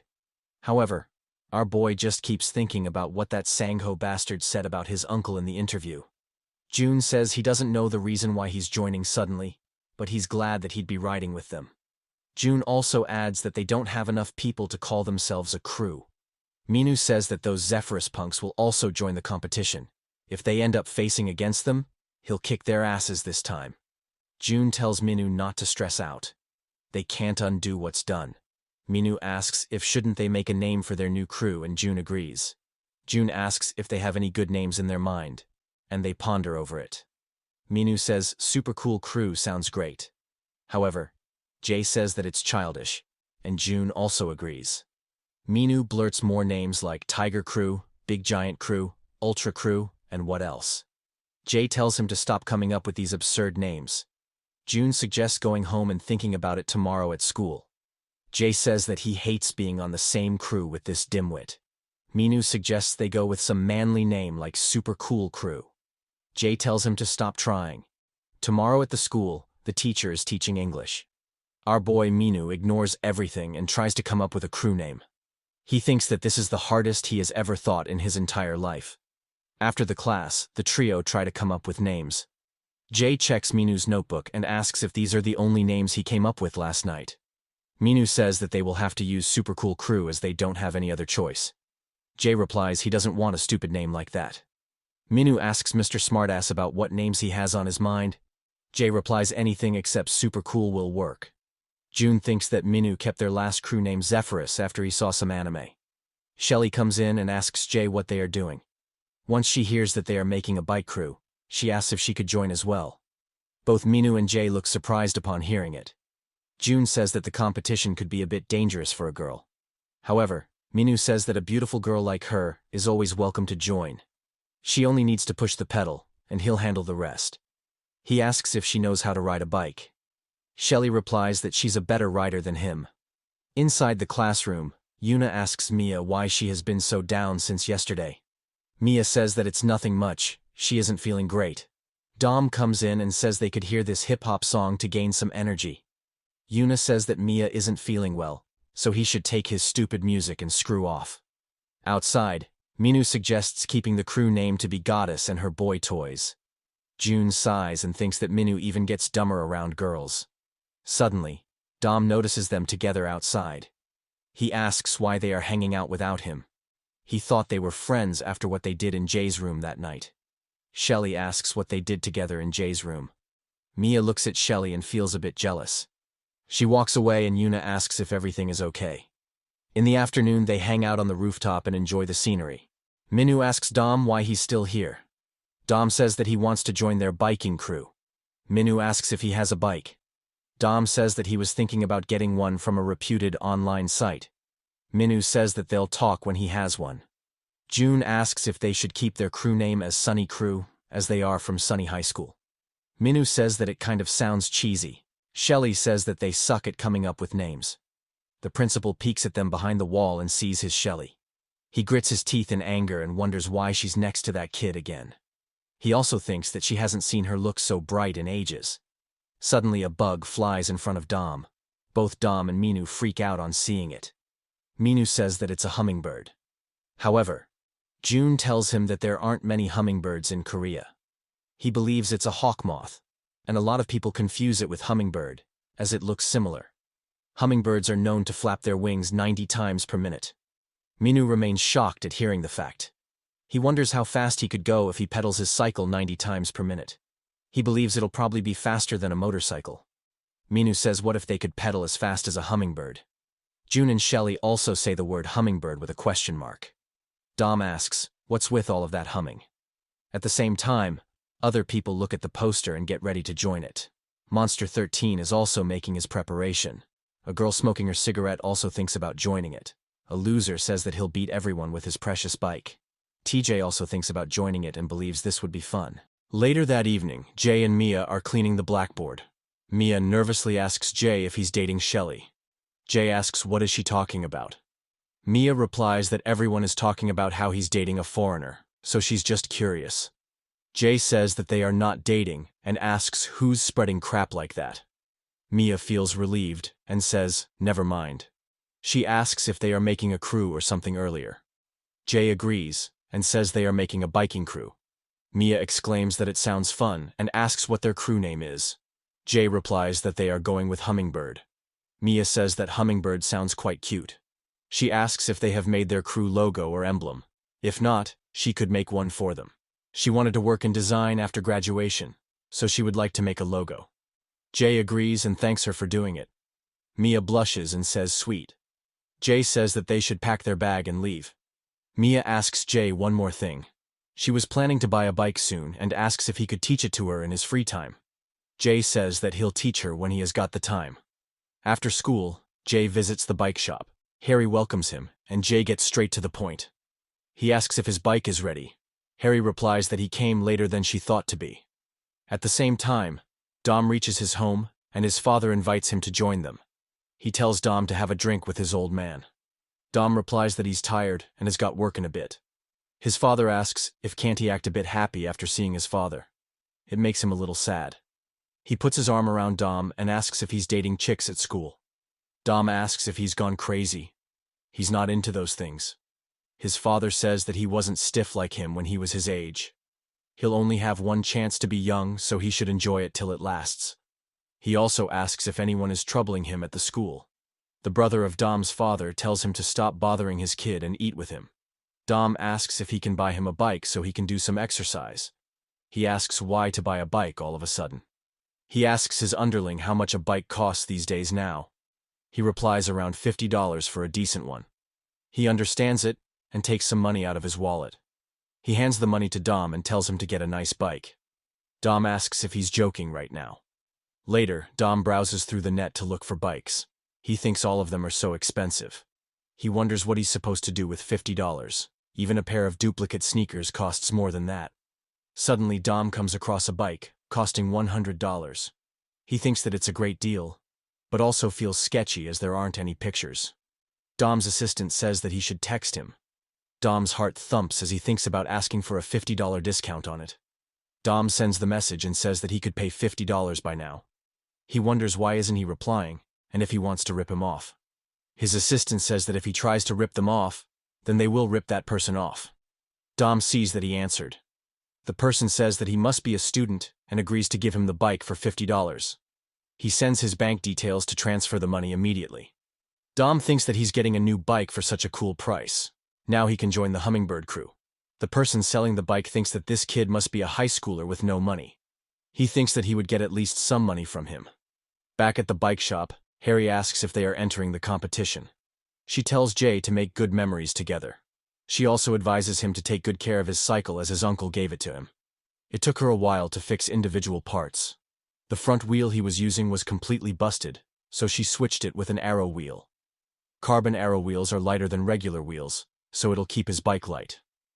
The arrow wheel minimizes air resistance, allowing him to ride faster, but it could be hard to control when there's a crosswind. One little crack can destroy the wheel, so he shouldn't ride around dangerously. Jay asks how much the repairs and wheel set cost.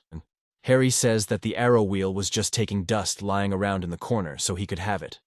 As for the repairs, he can pay her when he wins the competition. She's rooting for them to get the first place. He should win for his uncle's sake, especially after that whole doping incident. The scene shifts to Vinny's home. His home is a mess, and his friend also tells him to stop living like a pig. He says that school is over and he shouldn't sleep the whole day. Vinny asks what time it is. Sung replies it's 8 p.m. His friend also adds that he didn't come to school today and wouldn't answer his phone. So, he came to check if he was dead or not. Vinny's mom left a note for him to tidy his room and eat food from the fridge. Sung says that his mom came here this morning. Vinny tells Sung to forget about the note and asks how much money she has left. He replies about $10 and Vinny asks what he's supposed to do with that. It'll be gone with some cigarettes and a few drinks. Sung says that the homeroom teacher will expel him from the school if he misses classes. He should better come tomorrow. Vinny sighs and calls the school a pain in the ass. The next day at school, the teacher is beating Vinny. He asks if he takes the school as his playground. He'll never graduate unless he smartens up and stops doing whatever he wants. What kind of bastard is he who doesn't come to school without a bag? The teacher gets annoyed with him and tells him to get up. He scolds him for turning the school into trash. If he screws up one more time, then he'll be expelled. He calls his hair color stupid and wonders why a freak like him ended up in their school. Vinny grows tense as the teacher says that he'll ruin the school's image if he graduates from here. Suddenly, the teacher bumps into Sung. He looks up and sees the student making a serious face. He walks past him and wonders who this kid is. He grumbles that useless punks like him shouldn't be allowed at the school. Vinny's friend asks if he's all right. However, Vinny doesn't respond. He looks up and sees some students looking at him. They quickly get back inside the classroom once Vinny notices them. They think that they are screwed now as Vinny looked right at them in the eye. Soon, Vinny arrives in their classroom by slamming the door. He tells those morons to show up who were looking out at the window just now. The whole class remains puzzled as to who messed with the top dog of this school. Vinny tells them to get over here while he's being nice. A boy apologizes and says he just happened to be looking outside the window. Suddenly, Vinny approaches him with a chair in his hand. He smacks the boy and says who cares about his sorry. The scene shifts to Jay's school. A poster gets pasted about Minu and Jay dating. Plus, Shelly is Jay's girlfriend. Some boys click Shelly's photo and think that she's hot. As for Shelly, she's talking with her father. She says she wants to do bike riding here and asks if he can send her the cycle. She thanks him as he agrees to the condition. Dom is also on his phone and is quite agitated that he's even doing property damage. He thinks that this bastard is ignoring his calls and texts. Yuna wonders why that dork is on his phone all day and has a pissed-off look on his face. Besides Yuna, Mia is trying to come up with a logo for the Hummingbird crew. Yuna asks why is she drawing when it's lunchtime. Mia replies that she's working on a design. Yuna asks what design and if it's a logo. Yuna says that Minu and Jay finished lunch quickly and then went outside with their bike. She asks if she knows where they went. Mia guesses that they probably went to hand in the application for the competition. Yuna asks if they are entering a competition together. She guesses that it should have been obvious as they are living together. Suddenly, Mia says that it's done, and Yuna wakes up from his sleep. She holds the logo and thinks that it's good. The scene shifts to Jay and Minu standing outside the post office. Jay asks if he had to come all the way here to mail the application with him. Minu says that they are on the same team, so they should move together. Did he want to study at school while he did all the heavy work? Jay says to forget it and tells him to hurry up as they are wasting time here. Minu suggests eating something before they go. Jay replies that he's not interested and tells him to eat something by himself.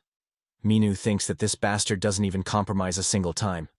Suddenly Minu sees a weirdo with his bike and wonders what's wrong with him. The loser calls his bike Sweet Sena-chan and says he'll be back soon. He kisses his bike and says he likes her a lot. He pulls out a lock and says he will lock her now, so that nobody else can take her away. It'll be a little rough for a while, so she should understand it. Minu thinks that this weirdo has an even weirder taste than he anticipated. Just thinking about kissing a picture is giving him creeps down his spine. Jay says that they need to go, and Minu says they should get out of here quickly. Suddenly the loser calls out to him and asks what did he say. Minu asks if he's talking to them. He asks if he called his Sena-chan stupid. Silly person, how does he dare to insult his Sena-chan? He says. He calls Minu a bastard and tells him to take back his words. Minu says that this guy's an otaku freak. The otaku grabs Minu by his shirt and tells him to apologize. Minu asks Jay what he should do, and Jay tells him to hurry up and apologize. It's his fault to begin with. Minu says that he takes back what he just said. His Sena-chan is very pretty, ha. The freak lets go of Minu's shirt and tells him not to look at his girl with his filthy eyes. He picks up his envelope and says he got him upset for nothing. Minu notices the envelope and sees Manga Crew is written on it. He wonders if this otaku dude will compete in the League of Streets. The loser adjusts his glasses and says that only he can call Sena-chan by name, so he shouldn't call her like that. He goes to the post office and tells his Sena-chan to wait a bit more. Both Jay and Minu remain puzzled by his bizarre action.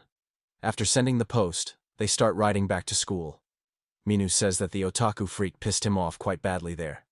Jay says that he probably got upset because he said bad things about his girlfriend. Minu wonders if that anime girl is his girlfriend. Quite weird. Suddenly, a boy passes by them on his cycle in speed. He calls them stupid high schoolers and says they are slow. He taunts them to see his super cool bike from the back. Minu thinks that another weirdo popped out again. The scene shifts to Dom's assistant attending a call. He tells Dom not to worry as he'll take care of things. He cuts the phone and tells one of his underlings to come to him.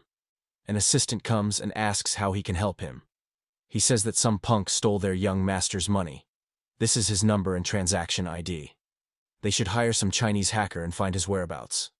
The man takes the slip and says, all right. He says that finding this punk's whereabouts would be a piece of cake. Their hacker friend has hacked Korean credit card companies recently.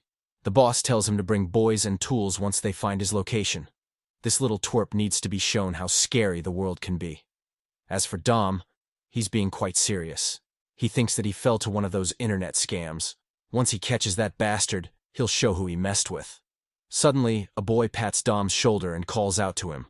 Dom turns back in killer eyes and asks what's wrong. The boy fumbles his word on seeing Dom like that. He says that Yuna wants to see him for a second. After seeing Yuna waiting for him, Dom's flower blossom. He asks if Yuna wants to see him. He goes for her with his arm flailing around. He asks how he should help her. Yuna tells him to lighten up and asks why he's so gloomy since morning. She hands him chewing gum and tells him to have this. He should stop grumbling and have some sugar to cheer himself up. Dom becomes chuffed and says this is amazing. He can't believe Yuna gave this to him. Dom says that he feels bad not giving her anything in return, and asks if she would like something sweet too. Yuna punches him and tells him to just eat the gum. Later that evening, the boy from morning is going back to his home with some drinks and food. He thinks he deserves some treat after scamming $50 from that boy. He can't believe that some idiot believed he'd sell his bike for $50. He'll have food, watch soccer, and then go to bed. As he reaches the stairs, he sees the entrance door to be open. He wonders if the landlord came to ask for rent. He cautiously goes to his room and sees it to be open. He wonders if someone broke into his apartment. He slowly creaks it and hopes he didn't get robbed. When he enters his home, he sees some thugs with various weapons waiting for him. He wonders who all these people are and drops his food in fear. The man ties the boy up with some duct tape and he cries in fear. The boss says that he picked a fight with the wrong kid. If he was thinking about scamming someone, then he should have prepared for the consequences as well. Because of a twerp like him, they had to come here and waste their time. He tells the kid to think of today as the day when he brought a $50 ticket to hell. When the young master comes here, he should better prepare himself to be buried alive. The boy starts crying horribly as his fate is now sealed. Soon, Dom shows up, and the man greets him as the young master. Dom approaches the scammer, and the scammer thinks he's just a high school kid. Dom pulls something out of his pocket, and the boy wonders if he's pulling out a knife.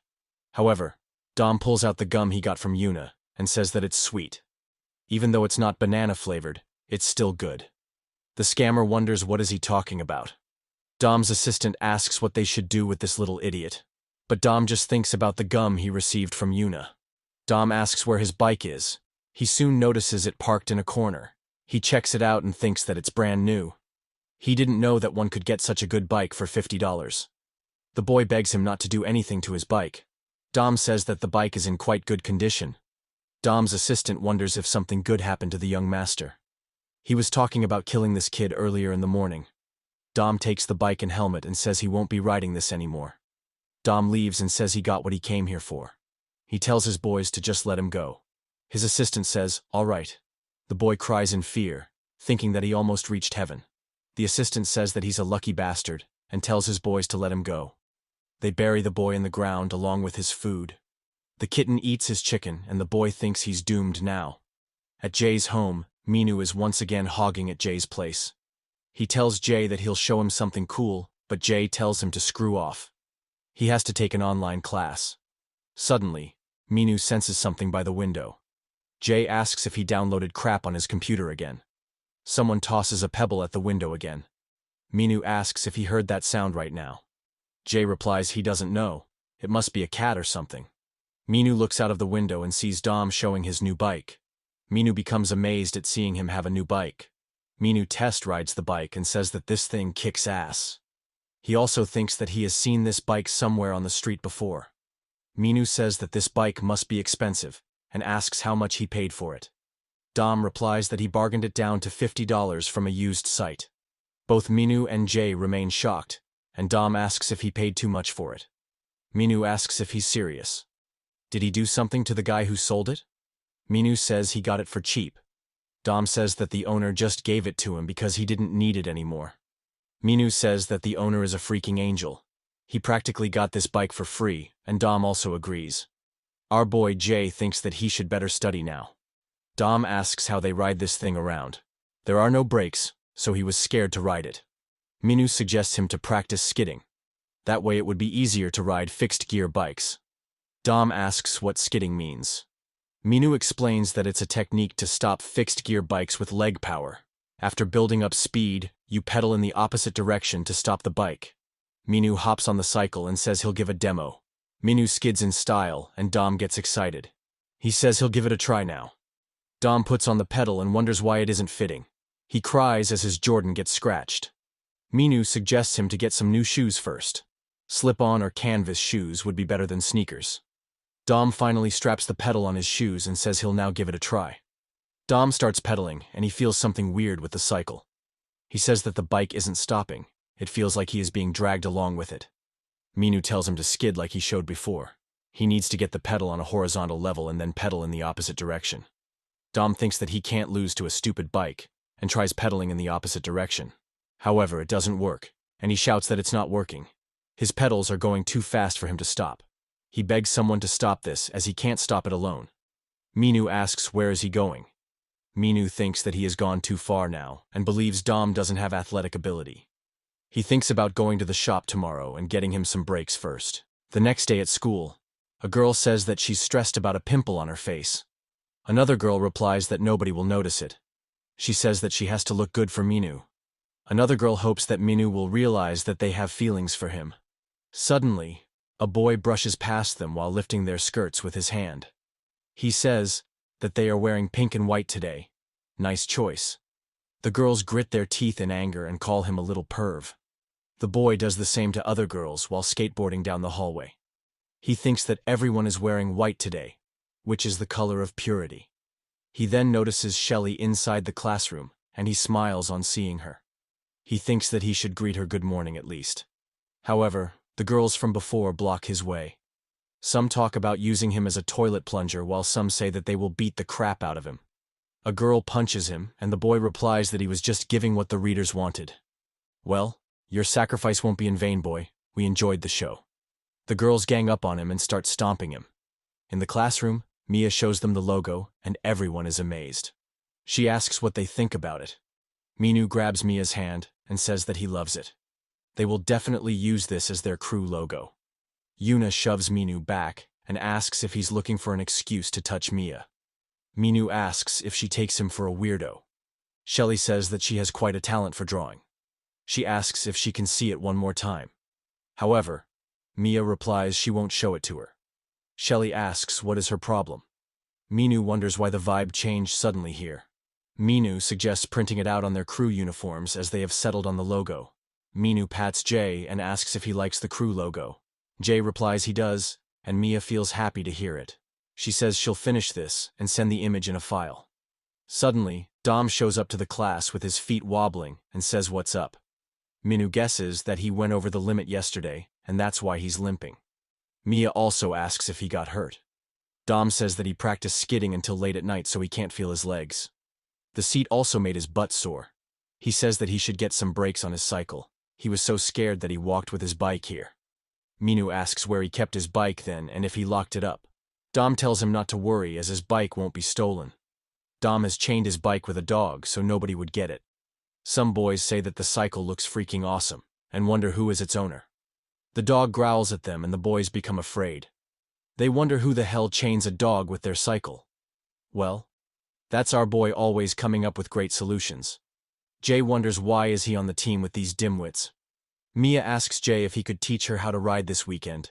She just got a mini velo. Yuna chimes in and says that Mia did a lot of hard work to make the logo, so he should at least teach her to ride the bike during the weekend. Jay says that he always holds his promise, and will teach her. Mia brightens up on hearing his response. Shelley interrupts their pleasurable moment, asking if she's trying to borrow Jay from her. Mia asks what is she talking about borrowing him? Is he a materialistic thing? Shelley replies that she'll come this weekend then. Dom, our first clueless person, says that he'll come for the practice too. Minu, our second clueless person, says that he's free this weekend so they can hang out together. Yuna thinks that those two idiots don't have brains. Minu asks where June is. Is he studying for the college entrance exam? As for June, the entrance exam can go to trash. He's watching YouTube. He sees the video of Monster braking at a speed of 87 kilometers per hour on a 5-point gear ratio. He's cycling behind a car, helping him to reduce the wind resistance that a cyclist faces. Monster soon touches the speed of 97 kilometers per hour. The once desolated road gets fumed by Monster. The driver waves at him, saying they'll slow down now. Monster takes off the protective cloth and reaches for the bottle. He cycles with ease after attaining a speed of 102 kilometers per hour. June remains in awe after watching the monstrous speed of Monster. The scene shifts to the bike shop. Harry puts on brakes on the front wheel and says it would be safer for him to ride now. Dom cheers up, and Minu wonders if she's the same girl that streamed their last race. He asks if she does live streaming and runs the shop. Harry replies that she does webcast for fun and this is her main job. She asks if, don't they have a competition coming up? Shouldn't they be exercising or training? Minu asks if they really have to do workout. They have Jay in their team, so it'll be easy. June enters the shop and says they won't be able to finish the preliminaries if they don't take this seriously. Minu asks if he comes here often. June replies he does. He comes here for regular maintenance and also when he needs to change the tire. Minu asks if he's even studying for the exam. If not, he'll end up taking a drop year. June tells him to shut up and says he's doing fine. He pulls out his phone and tells them to check this out. He shows them the clip of Monster achieving 102 kilometers per hour speed. Minu says that this guy is a beast. He can't believe someone could reach that speed. Jay and Dom are also freaked out. Harry says that he's using a 5-point gear ratio. Plus, the car is acting as a windbreaker. Under these conditions, an elite cyclist can easily break 100 kilometers per hour. She heard that the Guinness record was over 200 kilometers per hour. Minu says that there's no limit to human potential. He asks June who is this guy. June says that he's known as Monster 13. He was a well-known football player at American high school. When he was playing one day, he hurt his knee and couldn't run like before. After giving up his dream of football, he picked up cycling to get his knee back in shape. He took the desire to run in the field and turned it into biking. Thus, he was reborn as a total cycling beast. Now, he has formed the Monster crew and will take part in the competition. He's the most likely candidate to win this. This guy is a beast and can handle 5-point gear ratio. Do they think that they'll be able to win against him? Minu says that they can't do anything if this guy participates in the game, and Dom says that he just bought a bike. Harry asks if they know how to use rollers. Minu asks what roller is, and Dom asks if she's saying lol. She tells them to come with her. She takes them to the back of the shop, and Dom asks what is this place. She says this is where members come to exercise. It's a roller drum, which is good for practicing pedaling and steering. Minu says that he has never seen this kind of place before. Harry says they'll get used to steering if they use this. They can find which basic position suits them well. Dom takes off his bag and says he'll give it a try. He gets over the roller and thinks that it's making him nervous. Once he starts pedaling on it, he feels something weird with it. He wonders why isn't it steering properly. He hits the metal bar on the side and says crap. He wonders why this is so hard. The bike is shaking from side to side. Harry says that it's shaking because he's applying too much strength to his wrists and shoulders. He needs to keep them as relaxed as possible. Dom says that it's not as easy as it seems. Beside Dom, Jay cycles perfectly on the roller. Dom asks, how is he so good at this? Jay replies that he used to do it a lot with his uncle. Minu asks, why is he good at everything? It feels unfair. June says that's why he's called their ace. Harry sees that Jay's upper body and pedaling are perfectly stable. Using all these muscles naturally takes a lot of practice. One can tell that he's Mon's nephew. He has got the natural biking sense in him. Harry says that she has a customer to see, and tells them to practice on these rollers when they have a chance. If they get the hang of it, they should ride on the road. They thank her for this opportunity. Dom sits down and feels this to be harder than he anticipated. Minu says that he's feeling all sweaty. Our boy Jay is reading while cycling. It's a walk in the park for him. Dom from behind complains that he has so much to learn. He wants to show up to school tomorrow while riding his bike and impress Yuna. Minu asks what he likes about that ugly cow. Dom says that she's not an ugly cow, she's unbelievably pretty. Minu replies, yeah, sure. He mumbles as to why only weirdos like his sister. As a guy himself, he just doesn't get it. Dom asks what he means. Is he Yuna's brother? Minu agrees and says they are fraternal twins. Dom's world turns upside down on this revelation. He thinks that they do look a little bit similar, though. Minu asks if he had no idea until now. Dom suddenly stands up and Minu asks what has gotten into him suddenly. Dom bows in front of Minu and calls him his brother. Minu wonders what this idiot is up to this time. Jay and June also look at what Dom is doing. The scene then shifts to Mia's house. She comes out of the shower and feels relaxed. She looks at her mini bike and hopes that she'll be able to ride it okay tomorrow. The next day at the park, people are having a good time. A boy asks if he can hold her hand, but she tells him to screw off. Mia and Shelly are waiting for Jay on a bench. Dom comes from behind with ice cream and tells them to pick one. Shelly takes the plain one and Mia takes the strawberry one. Shelly takes off the ice cream lid and tosses it away. Dom asks why is she throwing it away without licking it. Doesn't she have basic manners for eating it? She asks why should she lick it. Dom shows her a demo and says they lick it before eating it. Shelly calls him a weird guy. Dom feels gloomy and says that everyone eats it like that. Mia pats Dom and says it's okay, she also eats like that. Yuna comes to the park and says that everyone seems to be here. Minu and Jay also come with their cycle. Minu pats Yuna and calls her a lady. Yuna asks if he wants a tackle in the morning. Minu ignores her and greets other members. Shelly calls Jay her darling, and Mia also says hi. Dom suddenly bows and calls Minu as his sir. Shelly and Mia wonder what has gotten into him. Dom tells Yuna that he'll show her skills that he spent all night practicing. Yuna tells him to stop trying to act cool.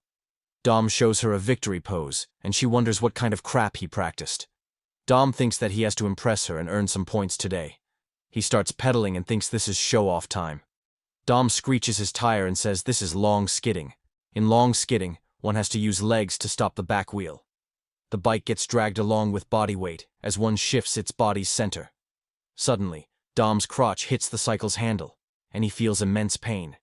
He falls from his cycle and wobbles in pain. Yuna sighs and thanks him for the bike comedy show.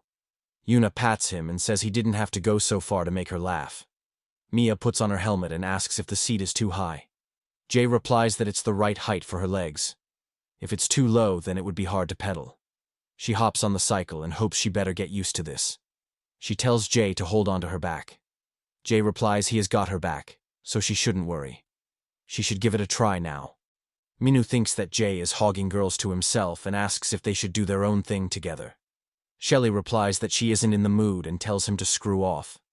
Mia asks if he's holding on to the cycle. Jay replies he is and tells her to pedal forward.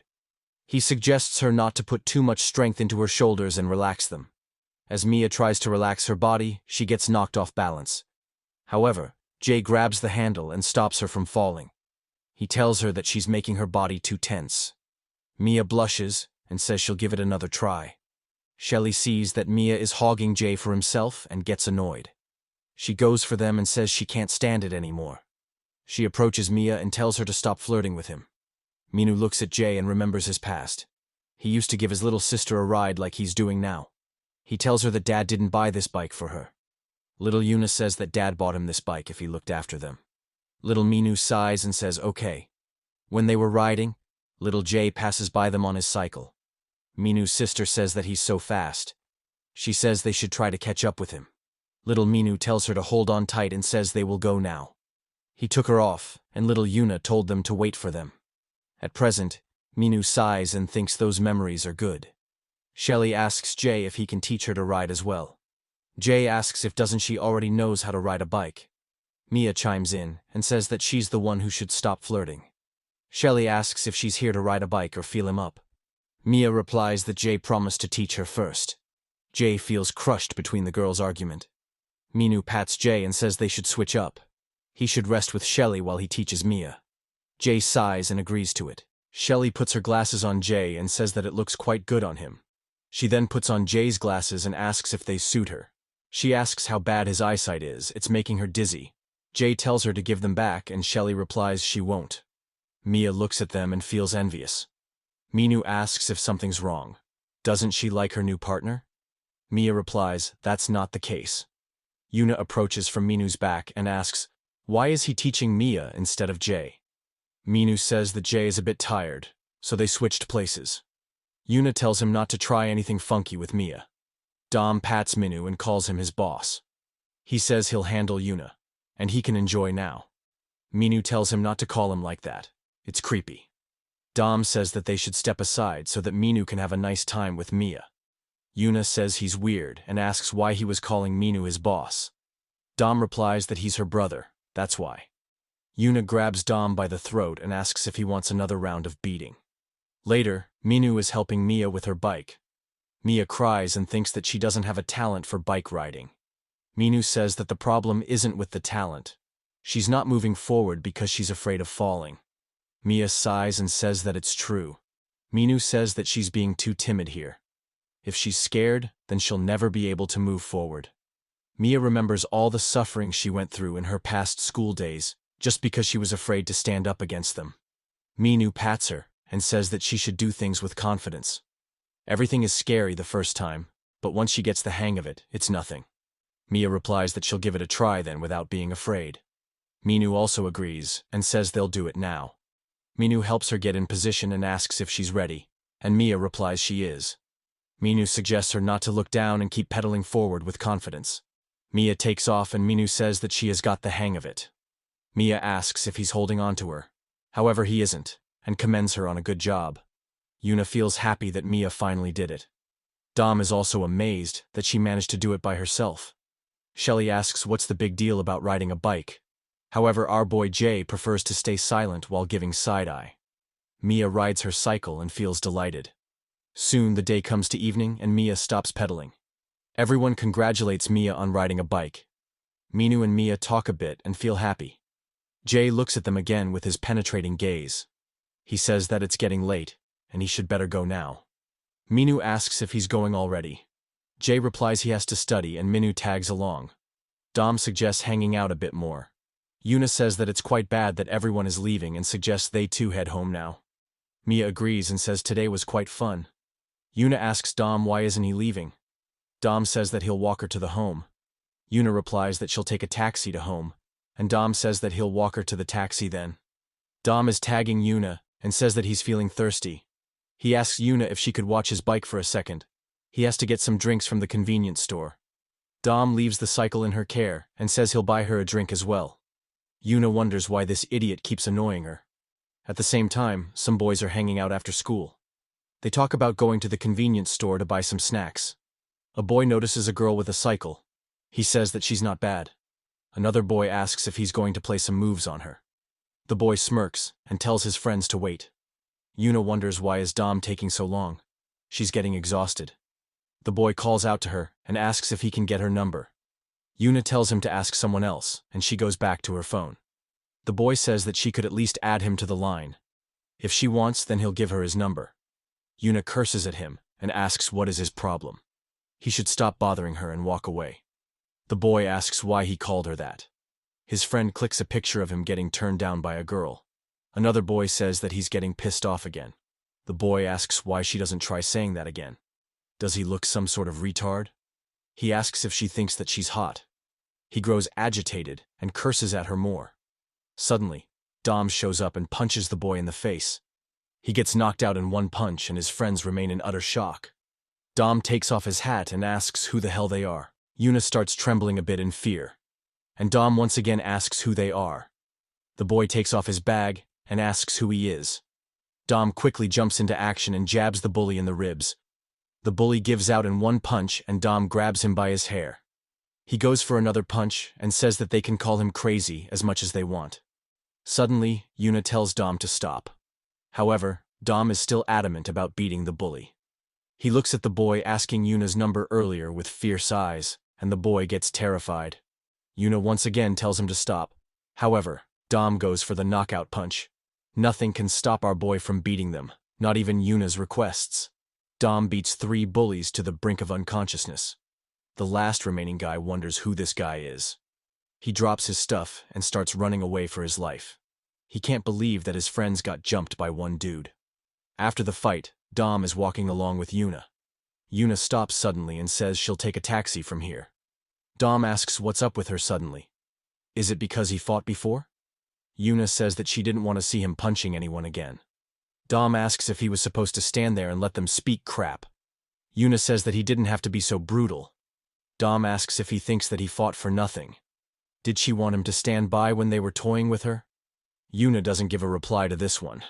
Dom says fine. She's a girl who's grown up like a little princess. She probably thinks of him as punk as those bullies are. Dom leaves and tells her to get home safely. The boy who escaped the clutches of Dom phones someone. He tells Sung about what happened before. Sung listens to it, along with Vinny near him. Sung puts down the phone and says that some dudes from their school got their asses kicked by one kid. Vinny smokes a cigarette and crushes the leftover of it on the ground. The boy, after getting beaten up, says that his teeth ache a lot. Another boy talks about beating him next time. Their friend asks how they got their asses kicked by one guy. The boy tells him to shut up as he ran away like a wussy at that time. He grabs him by the collar and asks why he called Vinny and Sung. Is he planning to let everyone know that they got handed by one punk? Suddenly Vinny shows up and kicks the boy away.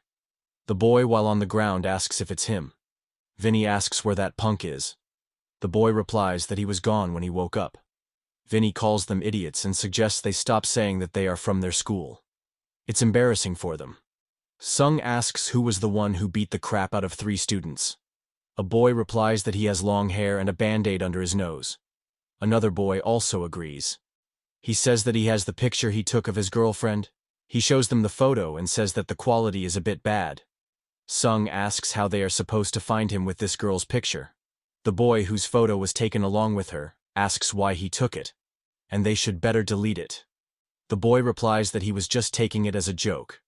Vinny sees that she has a cycle with her. He leaves and tells Sung to send him the picture. Vinny dials someone's number and it's for TJ. TJ is cycling on the rollers and hears the phone ringing. He hates it when people call him during the workout. He says hello, and the person calls him Mamushi Boy. TJ asks, who the hell is this? Vinny says that it's him, and asks if can't he recognize him. TJ apologizes and almost calls Vinny a lunatic. Vinny says that he sent him a picture and he should look at it. He asks if there's anyone in his crew who rides this bike. TJ replies that he hasn't seen this track bike in his crew.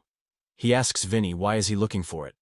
Vinny says that he's looking for someone with long hair and a band-aid under his nose. He was wondering if it was someone he knew.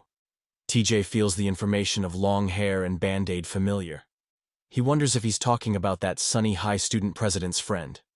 TJ relays the information to Vinny, and Vinny understands that the punk is from Sunny High. After the phone call, TJ sits down on his couch. He smiles happily and starts laughing wildly. He doesn't know what is going on. But that punk from Sunny High would be facing Vinny the lunatic. It feels like he's killing 2 birds with 1 stone. The scene shifts to Dom playing some games on his mobile in school. Minu approaches him and asks what he's up to. He asks if he would like to do some roller practice with their bikes after school.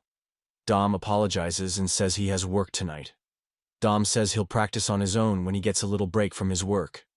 Jay looks back and calls them a loser. He tells them to stop coming to his class. Minu says that it's not his class.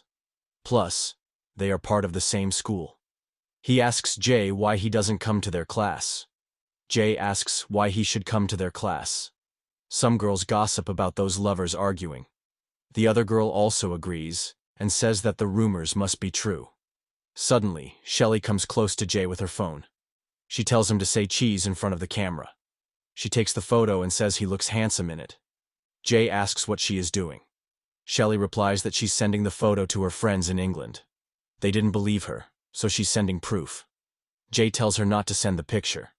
However, Shelly has already posted the photo on Facebook, and the post asks people to like it for his boyfriend.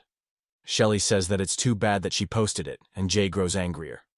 A boy sitting next to Jay thinks that he would have taken 100 photos with her. Yuna and Mia also enter the class. Mia asks if they should watch a movie together. Yuna notices Dom, and Dom too sees her. She goes past Dom with her head down and Mia asks if everything is okay. Dom also says that he's feeling tired, so he should take a nap now. Minu wonders if something funky happened between them. They are acting weirdly. Mia asks if something happened between her and Dom. Yuna asks what she feels about it. Mia replies, it seems that they had a fight. Yuna says that it's nothing like that. They are not even close enough to fight each other.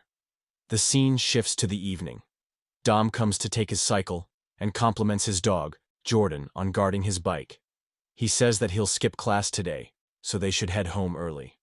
When Dom removes the shackles, Jordan runs like a mad dog. Dom chases after him with his cycle and begs him to stop. Later, Dom rides his cycle with his dog on the back. He tells Jordan not to run away like that. The people look at Dom and wonder if he's a dog trainer. After school, some students discuss that they'll get a bike tomorrow, while some say good evening. The boys who got beaten up by Dom are camping outside his school.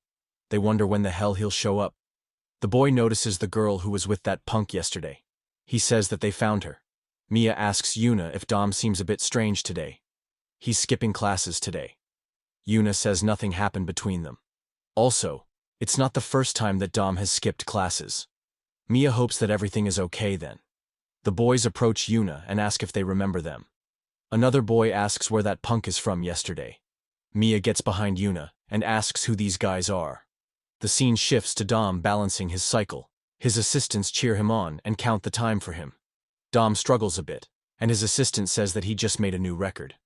Dom puts his feet down, and they say that he balanced for 7 seconds. Dom thinks that balancing the bike is so hard, and his assistant says that he's quite an athlete. Suddenly, Dom's phone buzzes up, and he wonders who could it be at this hour. He picks up the phone and says hello. The caller is Mia, and Dom wonders why is she calling her. Mia cries and begs for help. She says that they took away Yuna. Dom becomes furious on hearing it. Dom's assistant says that it's time they head to work. However, Dom starts cycling with explosive power, and his assistant asks where he is going. The scene shifts to the place where the boys are taking Yuna and Mia as hostage. The boy tells her to reveal his boyfriend's location and stop talking trash to him. Yuna asks what his problem is. They started this mess, so they should get out of her face before she calls the cops. The boy laughs at her, saying she could call it now, but the next day won't be good for her. Mia steps in and tells them to stop. She also tells Yuna that she has informed Dom about their situation. Suddenly, Vinny shows up while brushing past other members. At the same time, Dom's assistant is stuck in the traffic.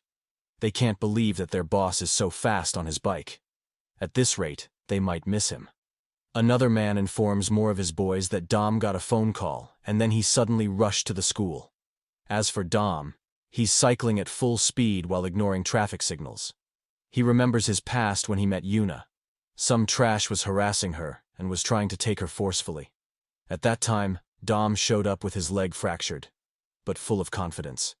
He said that his dad won't be happy if he sees this type of stuff happening here. The man bows down in front of Dom and apologizes. Later, he shows up at the school and plays video games alone. Some boys gossip about who that tough dude is. They believe his family must have some deep connection, and it would be better to stay away from him. Yuna approaches him and asks if he's the same mustache kid from that club last night. Dom says that he is, and asks if they are in the same class. Yuna scolds him for dyeing his hair and not coming to school dressed properly. She thought that he was a university student before. Dom asks if she thinks of herself as his mother, nagging him about things. Dom gets up and tells her to come with her for a minute. He takes her out of the classroom and tells her not to reveal about what happened before. Yuna asks, what does he mean? Dom says the fact that he has a mustache and works at a club. Yuna says that she isn't interested in talking crap like that to others. If he's so afraid of it, then why doesn't he start acting like a normal student? She leaves and tells him to stop bothering her with this crap. Dom thinks that this chick has a serious attitude. Later, Dom walks outside and thinks that he should have pretended to ignore her earlier. He wonders why he's in the same school as her. Some seniors come walking in front of Dom and they make eye contact with each other. A boy asks who this trash is. He calls Dom as a freshman and asks why he's eyeballing his seniors like that. Dom replies that he was just staring ahead. The boy asks if he's trying to act cool in front of them. He tells Dom to stop staring at him. However, Dom just keeps staring at him, and the boy begins to sweat. He shoves Dom back and tells him to stop staring. They kick him and wonder since when they had kids like him at the school. He spits at Dom and tells him to quit staring at them. He turns back and says that kids don't have manners these days. Dom picks up his crutches and stands back up. The boy looks back and gets horrified. Dom says that he didn't take a year off school just to be beaten up by punks like them. Later, Yuna comes out with Mia, and they remain shocked to see something. Dom beats both the boys badly and blood spills over his clothes and crutches. Later, the vice principal scolds Dom for beating his seniors. He calls this act ridiculous. He scolds other teachers to get back to their classes and ensure strict discipline is maintained. They don't want anyone to hear about this incident. He adjusts his tie and wonders why this has to happen when their principal is on a business trip. He asks Dom if his parents are coming.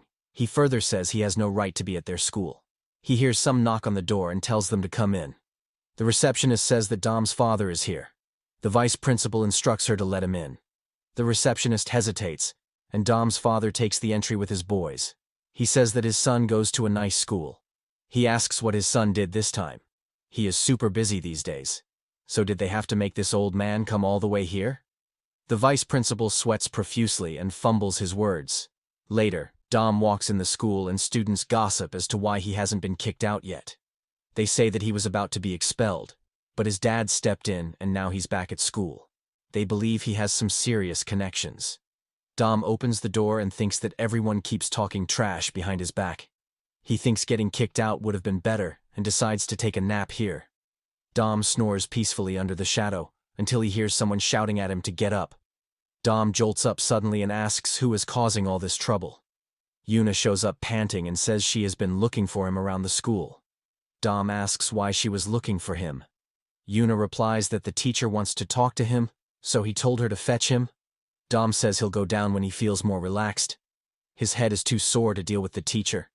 Suddenly, Yuna sits beside Dom, and he wonders what trick she has up his sleeves this time. Yuna says that she feels sorry for him. He has his hair dyed, works at a club, and beats seniors. Can't he try to live a decent student life?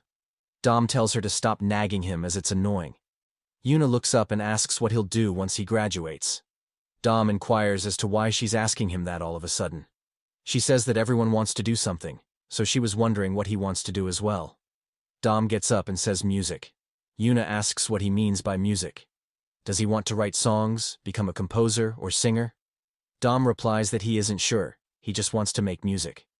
Yuna says that it's pretty vague. Dom says that he feels calm when he listens to music. So, he thought about making some good music himself.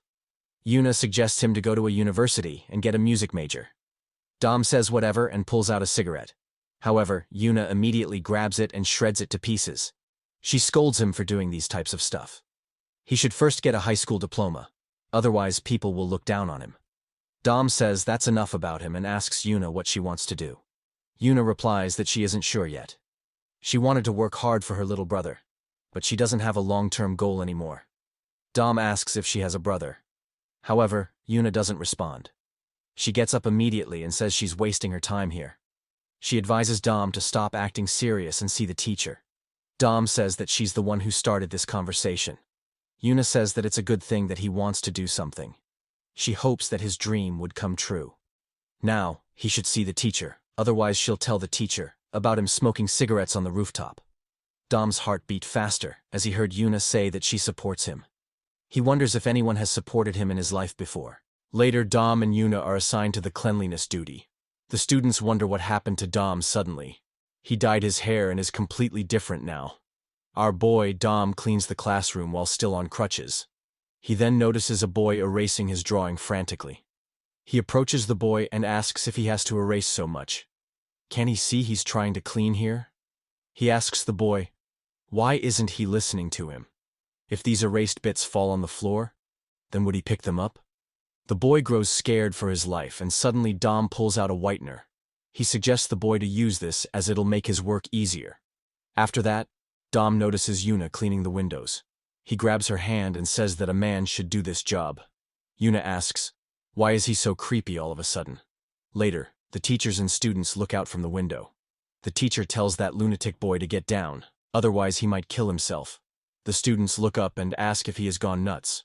Well, Dom has taken cleaning windows to the next level, and he's cleaning them while holding a rope. The teacher scolds him to get in and asks why he's putting his life on the line to clean. Dom ignores everyone and thinks that a bit of sweat in the work feels quite good. Yuna sighs and thinks that all of this is her fault. Later, they walk back home, and Yuna says that she hasn't seen someone as extreme as him. Dom feels delighted and worn out from working hard at school today. Suddenly, Dom's stomach grumbles and Yuna asks if he wants to eat something. She'll buy him anything as a reward for being a good student today. Dom, in his own imagination, wonders if Yuna is inviting him to a dinner. He guesses that it could be a dinner date. Yuna asks what he's doing standing over there. Doesn't he want to come? Dom replies that he's coming. He apologizes for zoning out just now and asks what they are eating today. Suddenly, Dom brushes against a boy and he apologizes for it. The boy calls out to him and asks what he'll do about making his uniform dirty. Dom asks how that is his problem. Yuna tells Dom not to beat anyone up again.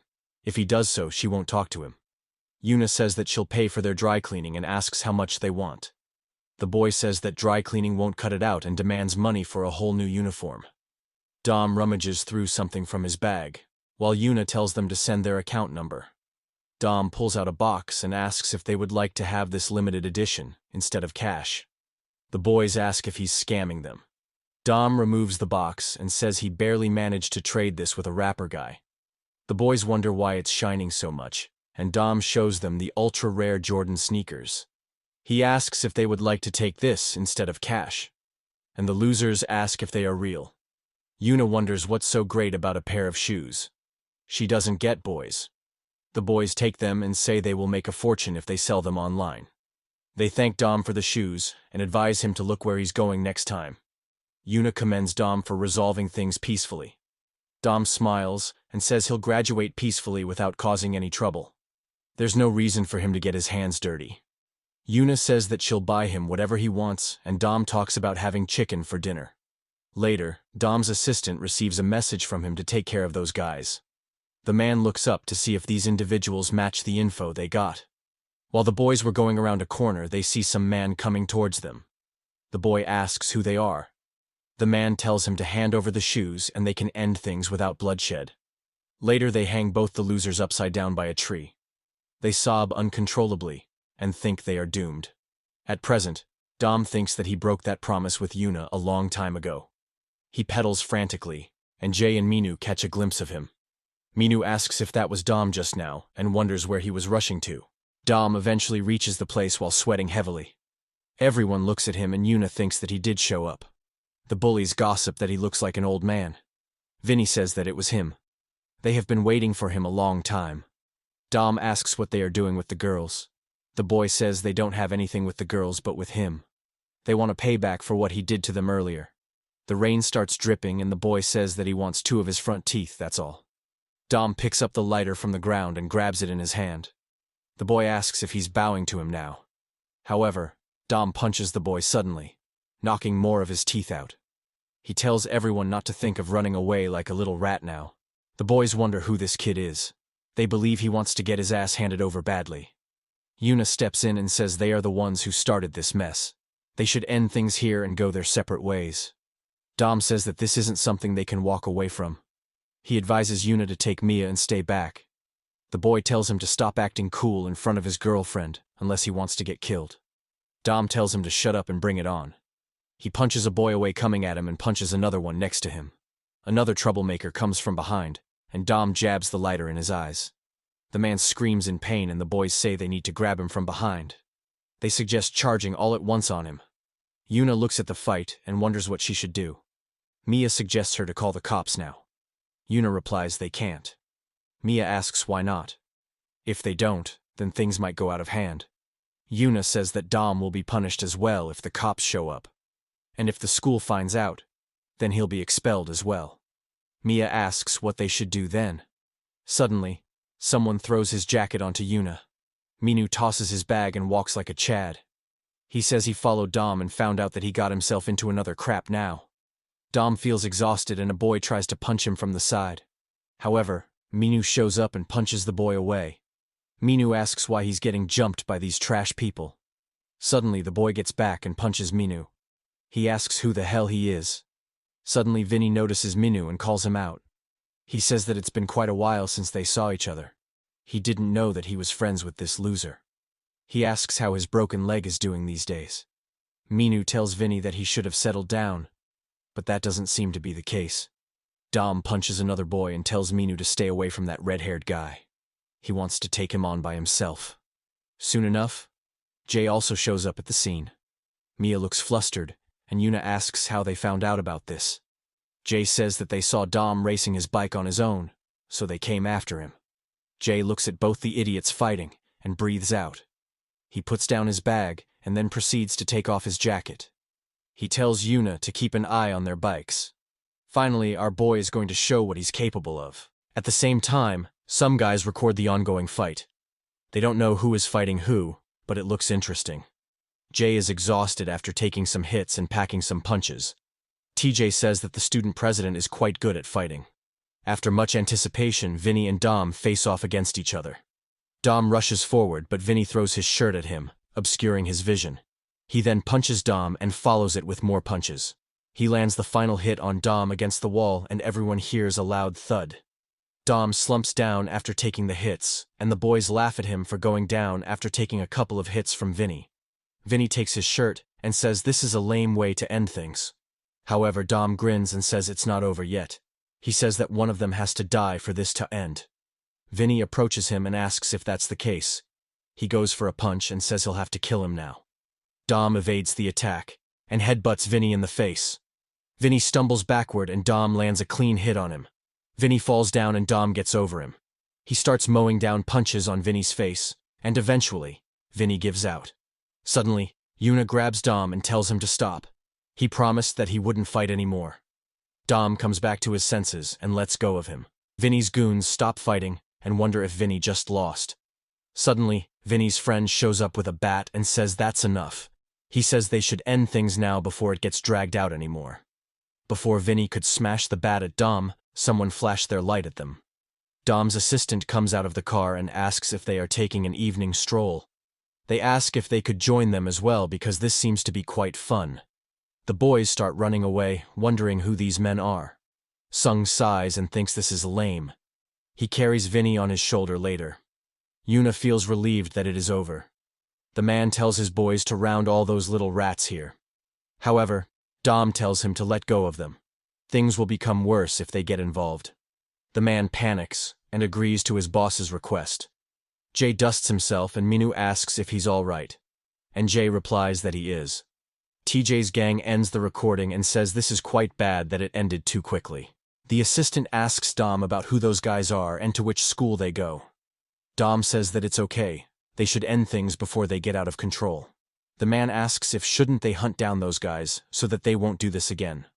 Dom tells him to chill out. If they get involved, then he won't be able to continue his school. Also, his dad shouldn't hear about this incident. Mia asks Yuna who Dom is, and she tells Mia to look at it by herself. The man grabs Jay and Minu and asks what they should do about them. Dom says they are his school friends, so he should let them go. The man apologizes and puts both of them down immediately. Minu remains in utter shock and asks Dom who these guys in black suits are. Is he some kind of gang boss? Dom says that these guys work for his father. Minu now remains in more shock than before. Jay looks at his bike lying in the rain and feels relieved that it's all right. The next day, the students gossip about what happened to Jay, Dom, and Minu. All three of them are badly injured and covered in bandages. Minu asks if they are talking about them, and Jay also thinks the same. Dom asks what happened to their bikes. Minu says that it got rained on yesterday, so he had to take it apart. By taking it apart, he literally took it apart and hung it like clothes in the sun. Jay and Dom open the classroom door, and the students look at them in shock. Dom asks what is happening here. Mia calls out to them and Yuna asks if they saw the posted video. Dom asks what video and if it's a sex tape they are talking about. Suddenly the teacher comes behind them and tells them to come with him to the principal's office. In the office, the vice principal shows them the video and asks if this is them in the video. The video got posted on the internet, and he asks if they are advertising their school as a den of thugs. You all should look at your faces, he says. Is this how they are supposed to go to college? Don't they feel sorry for other students? Dom, while hearing the scolding, wonders who posted that video. The vice principal scolds Dom especially. He thought he cleaned up his act, but now he's getting involved in this crap. Yuna says that those gun-high kids attacked them first. They didn't want to fight either. The vice principal asks if they consider fighting a good idea then. What will they do about this video? It's ruining their school image. The principal suddenly shouts that this is enough. He says he won't let this incident slide away. The vice principal says that he'll give them a good scolding, so he should let them go this time. Also, their parents are from big corporations and reputed doctors. The principal asks what their parents' job has to do with this. He says that the school violence is an unforgivable offense, so he'll suspend them all from tomorrow. All three of them remain in utter shock, especially Jay. Shelley hears all of this from outside the door and is also taken aback.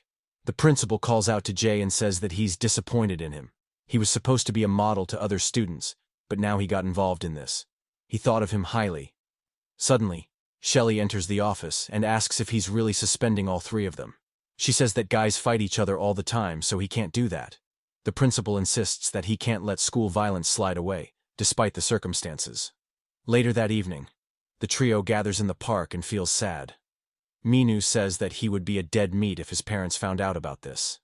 Dom apologizes to them, as it was his fault for getting them involved. He's thinking about dropping out of school and taking responsibility for this. Minu throws a pebble at Dom to knock some sense into him. He tells him to stop talking stuff like that. If he was in his place, he would have done the same thing. In fact, he feels better after kicking their asses. Especially that punk Vinny Hong. Also, he's rooting for him and Yuna, so he shouldn't say sorry. Dom keeps thinking of what Minu said about supporting him. He imagines Minu to be some sort of old man, cheering him on. He sniffles and calls Minu his bro. Minu asks Jay what happened to him. He has been quiet this whole time. However, Jay doesn't respond. Minu throws a pebble at him and asks what's wrong with him. The pebble knocks Jay out and he falls to the ground. They wonder if he's in shock after getting suspended. They tell Jay to wake up, but he doesn't budge at all. At the same time, the principal is thinking about what happened till now. He went to the cycling competition as a board member that is being organized. Another member says that he still makes time even after being busy at school. He replies he enjoys it. The member says that he saw a few Sunny High students on the participation list. The principal asks if that's true. Sangho, another board member, asks why a bunch of nerds are entering this biking competition. He jokes that they may not even pass the prelims.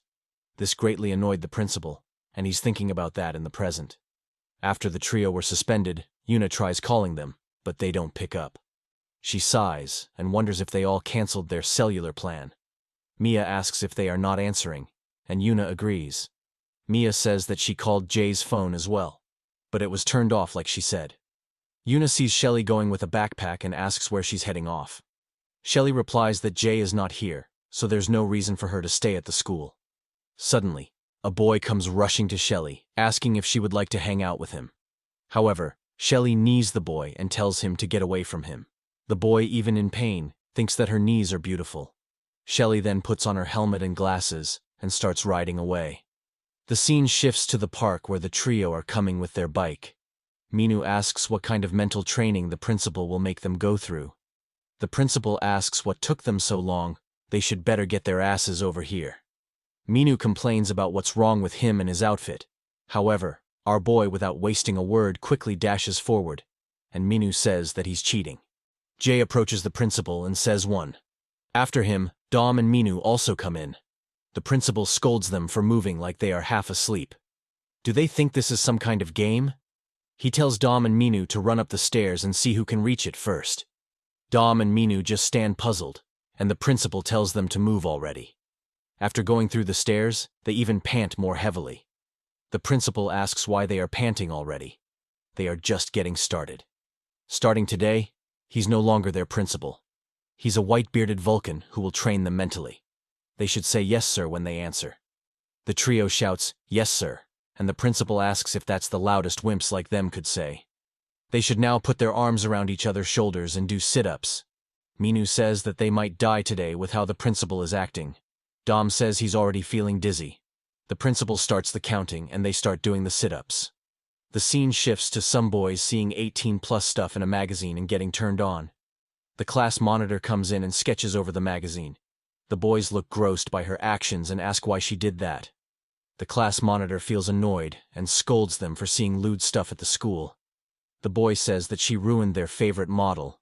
Suddenly, June enters the class and says what's up. He asks the pervert boy if he has seen Minu. The boy says that Minu won't be coming to school for a few days because he got suspended yesterday. Surprised, June asks, what did they do to get suspended? The boy says that Minu, Jay, and Dom got into a fight with kids from Gun High. The principal got so pissed that he suspended all three of them. June sighs and thinks this is impossible. As for the trio, the principal is still a nightmare for them, even in suspension. All three of them are exhausted, and Minu says that he can't feel his legs. The principal asks how young guys like them could get tired so easily. The break time is over, so they should assemble already. All three of them wonder if they still have more to do. Dom stands up and feels all worn out from the squats and leg exercises. He believes they would be buried alive if they were caught fighting again. The principal says that he'll give them a mission. If they succeed, then he'll revoke their suspension. All three of them cheer up on hearing it and ask what the mission is. The principal points to the tires on his behind and asks if he can see them there. He wants each one of them to tie it to the seat of their bike. Then they will have to drag it to the top of the hill. All three of them ask if he's serious. The principal replies that he's damn serious. He further adds that all three of them have to make up to the top. Even if one of them fails, then he'll extend the suspension. The trio looks baffled and says this is worse than suspension. The scene shifts to a boy looking at a bike online. He wonders why all these bikes are so expensive these days. Even the crappy specs are overpriced. His friend asks if he's reading too much of Windbreaker webtoon lately, and now he wants a bike. The boy says that he just wants one. Suddenly he notices a bike parked in front. He says that it looks cool. He wonders if anyone owns it. Also, it doesn't have a lock. His friend says that someone must have left it here for a second. The boy hands his stuff to his friend and says he's super lucky today. His friend wonders if he would seriously try to do that here. He advises him not to do that unless he wants to end up at the police station. The boy says it's not his fault that some idiot left it here. He'll ride it to home now. The boy's friend thinks that the bike looks expensive and he would be in the deep sea if he got caught. Suddenly he notices someone coming and thinks that he should get out of here. The boy tries pedaling the cycle, but it doesn't budge at all. He wonders why this isn't moving forward, and if one of the gears is stuck. The bike owner shows up and asks what a little fly like him is doing on it. The boy tries apologizing, but it's too late for that. They beat the boy up and he sobs in pain. His teammate advises him to have a safe ride and the bike owner waves at him. He thinks that he's carrying a 5-to-1 gear ratio, which can't be handled by ordinary people. The scene shifts to Jay and Minu cycling upward with the tire. Dom is having the worst as his tire keeps bouncing from side to side. The principal tells Dom to get over here. He asks why is he already exhausted, and Dom complains to himself as to why he bought a bike. The principal asks if he knows why his tire is bouncing. The problem is his faulty pedaling. Most people step on the pedal so the bike bounces around, and it leads to inefficient pedaling. For stable pedaling, the upward pull is more important than the downward push. That way, he could achieve efficient pedaling. For that, riders use toe clips or cleats to fasten their foot to the pedal. To sum it all, the most important thing in pedaling is pulling up, not pushing down. Dom understands what he said and gets on his cycle. He thinks that the upward pull is more important and improves his posture to a certain extent. The principal looks at him and seems somewhat satisfied with it. Suddenly, Shelley comes on his cycle calling out to Jay. She brushes past her grandpa, and he asks, how did she know their whereabouts? Shelley blushes on seeing Jay and asks if he's having a hard time. Jay and Minu look back, and Minu asks why he's seeing 3 Shelley. Shelley takes out an energy drink and hands it over to Jay. She rummages through her bag and says she brought some snacks for the side characters as well. Jay gulps down the drink and feels refreshed. Both Dom and Minu make a crybaby face on seeing Jay drink it alone. Jay feels pity and hands over the energy drink to them. On the other hand, the principal keeps wondering how Shelley knew they were here. Dom apologizes once again and says they are going through this because of him. Minu tells him to cut the crap and advises him not to get emotional. Shelley asks if sorry is all you two have to offer. Because of them, her Jay got suspended as well. He shouldn't just stand there and say sorry. He should better suck up to it and take responsibility. Jay interrupts Shelley and says that's enough. He asks what the point of bringing this up now is.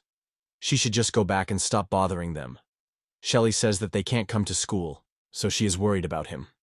However, our boy just tells her to screw off.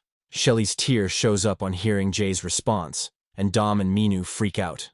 Shelley runs away while crying, and the principal asks what happened to her lovely granddaughter. She cycles away while sobbing, saying she hates all of them. Her grandpa tries to call her back, but to no avail. Dom and Minu pile up on Jay, asking how he could talk like that to a girl. He should better go and apologize now, jerk. Jay tells them to shut up. He has to get rid of this suspension, so they should get back to work. Minu says that he's cold-hearted like always, and Dom feels worse than before. By the evening, Dom is once again cycling, but without the tire bouncing crazily. He feels he can't take it anymore. He's using muscles in his legs that he didn't even know he had. He's not even halfway there, but he's feeling dizzy. He can't have Jay and Minu being held back because of him. Minu calls out to Dom and says that it's getting dark. It would be better if they call it a day for now. Dom says that he'll practice a bit more, so they should head out first. Minu asks why he's working so hard. Things might get dangerous if it gets dark.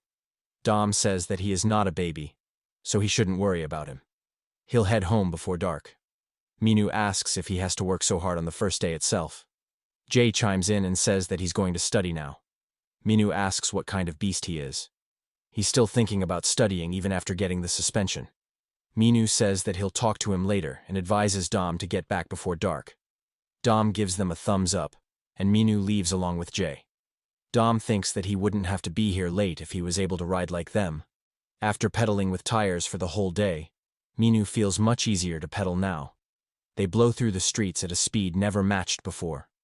After school, Yuna is waiting for Minu, and Mia waits for Jae. They see a boy walking past in front of them, and Yuna asks if he looks like Jae. Mia also agrees, and says that they do look the same. Minu and Jae, while riding to the home, find Yuna and Mia waiting at school. They ask why are they here. Yuna says that they were worried about them as they weren't answering their phones. She asks where they have been. Kay looks at his brother and wonders if she's her girlfriend. He also questions if Jae got into a fight, as he's all bruised up. Yuna asks where Dom is. Wasn't he supposed to be with them? Minu says that Dom wanted to practice a bit more, so they left without him first. Yuna asks how they could leave him there. They are supposed to be friends. Minu says that Dom insisted on staying longer. He couldn't bring him forcefully against his wish. Yuna says that she'll head over to Dom's house in that case. Before Yuna leaves, Minu tells her not to speak of the suspension in front of Dad. Yuna asks why would she say that? She isn't that dumb to talk about it. Mia tells Jae that kids at school are protesting to get a new student president since he got suspended. Jae replies that he'll have to own up to his actions in that case. Suddenly, they hear someone asking if they got suspended. Kay asks his brother what he did this time. He asks Jae if he was pretending to be a nerd while being a thug this whole time. Mia asks Jae if that's her brother, and Jae agrees. She finds Kay cute, and says they look so much alike. Kay says that he should have known after seeing him all beat up. Doesn't he know how much Mom will be angry if she finds this out? Jae tells him to shut up and says they should better go. Kay says that he's making things harder for both of them. He tells Jae to answer his question honestly. Is he the leader of bullies? However, Jae tells him to stop talking nonsense. Mia misses the chance to walk with Jae and feels dejected. Minu says that she must have waited for quite a while for them. He should at least take responsibility by dropping her at the bus stop then. Mia replies, okay, and I believe this could be a potential ship sailing in the future. Minu, while walking along with Mia, says that he would like to grab something to eat, but he's broke lately. Mia says they can get some next time with everyone else. Minu mumbles whether he should get a part-time job or something. Suddenly Mia laughs up, saying there's something funny about him getting a part-time job. Minu says that she looks pretty when she laughs. Our boy trying to get his cheesy lines to make the work, but to no avail. Minu says that if she gets rid of the glasses and changes her style a bit, then everyone will like her a lot. Mia replies that she doesn't take off the glasses because Jae gave it to her. She has gotten used to wearing them now. Minu says that she keeps talking about Jae all the time. Mia blushes up and asks if that's the case. She sees that her bus has arrived and thanks Minu for waiting with her. Minu waves at her and says, take care. Once she has left, he wonders why it has to be that damn nerd out of all the people. The scene shifts to Dom, cycling back home, while still having a tire attached to it. Dom is kind of becoming David Goggins here. He looks up and sees Yuna waiting for him. Yuna hands him over the chicken, and Dom blushes up on getting it from his love. The Iron Man delivers the orders and asks if she would like a coupon as well. The Iron Man thinks that seeing cycles gives him the trauma of the past.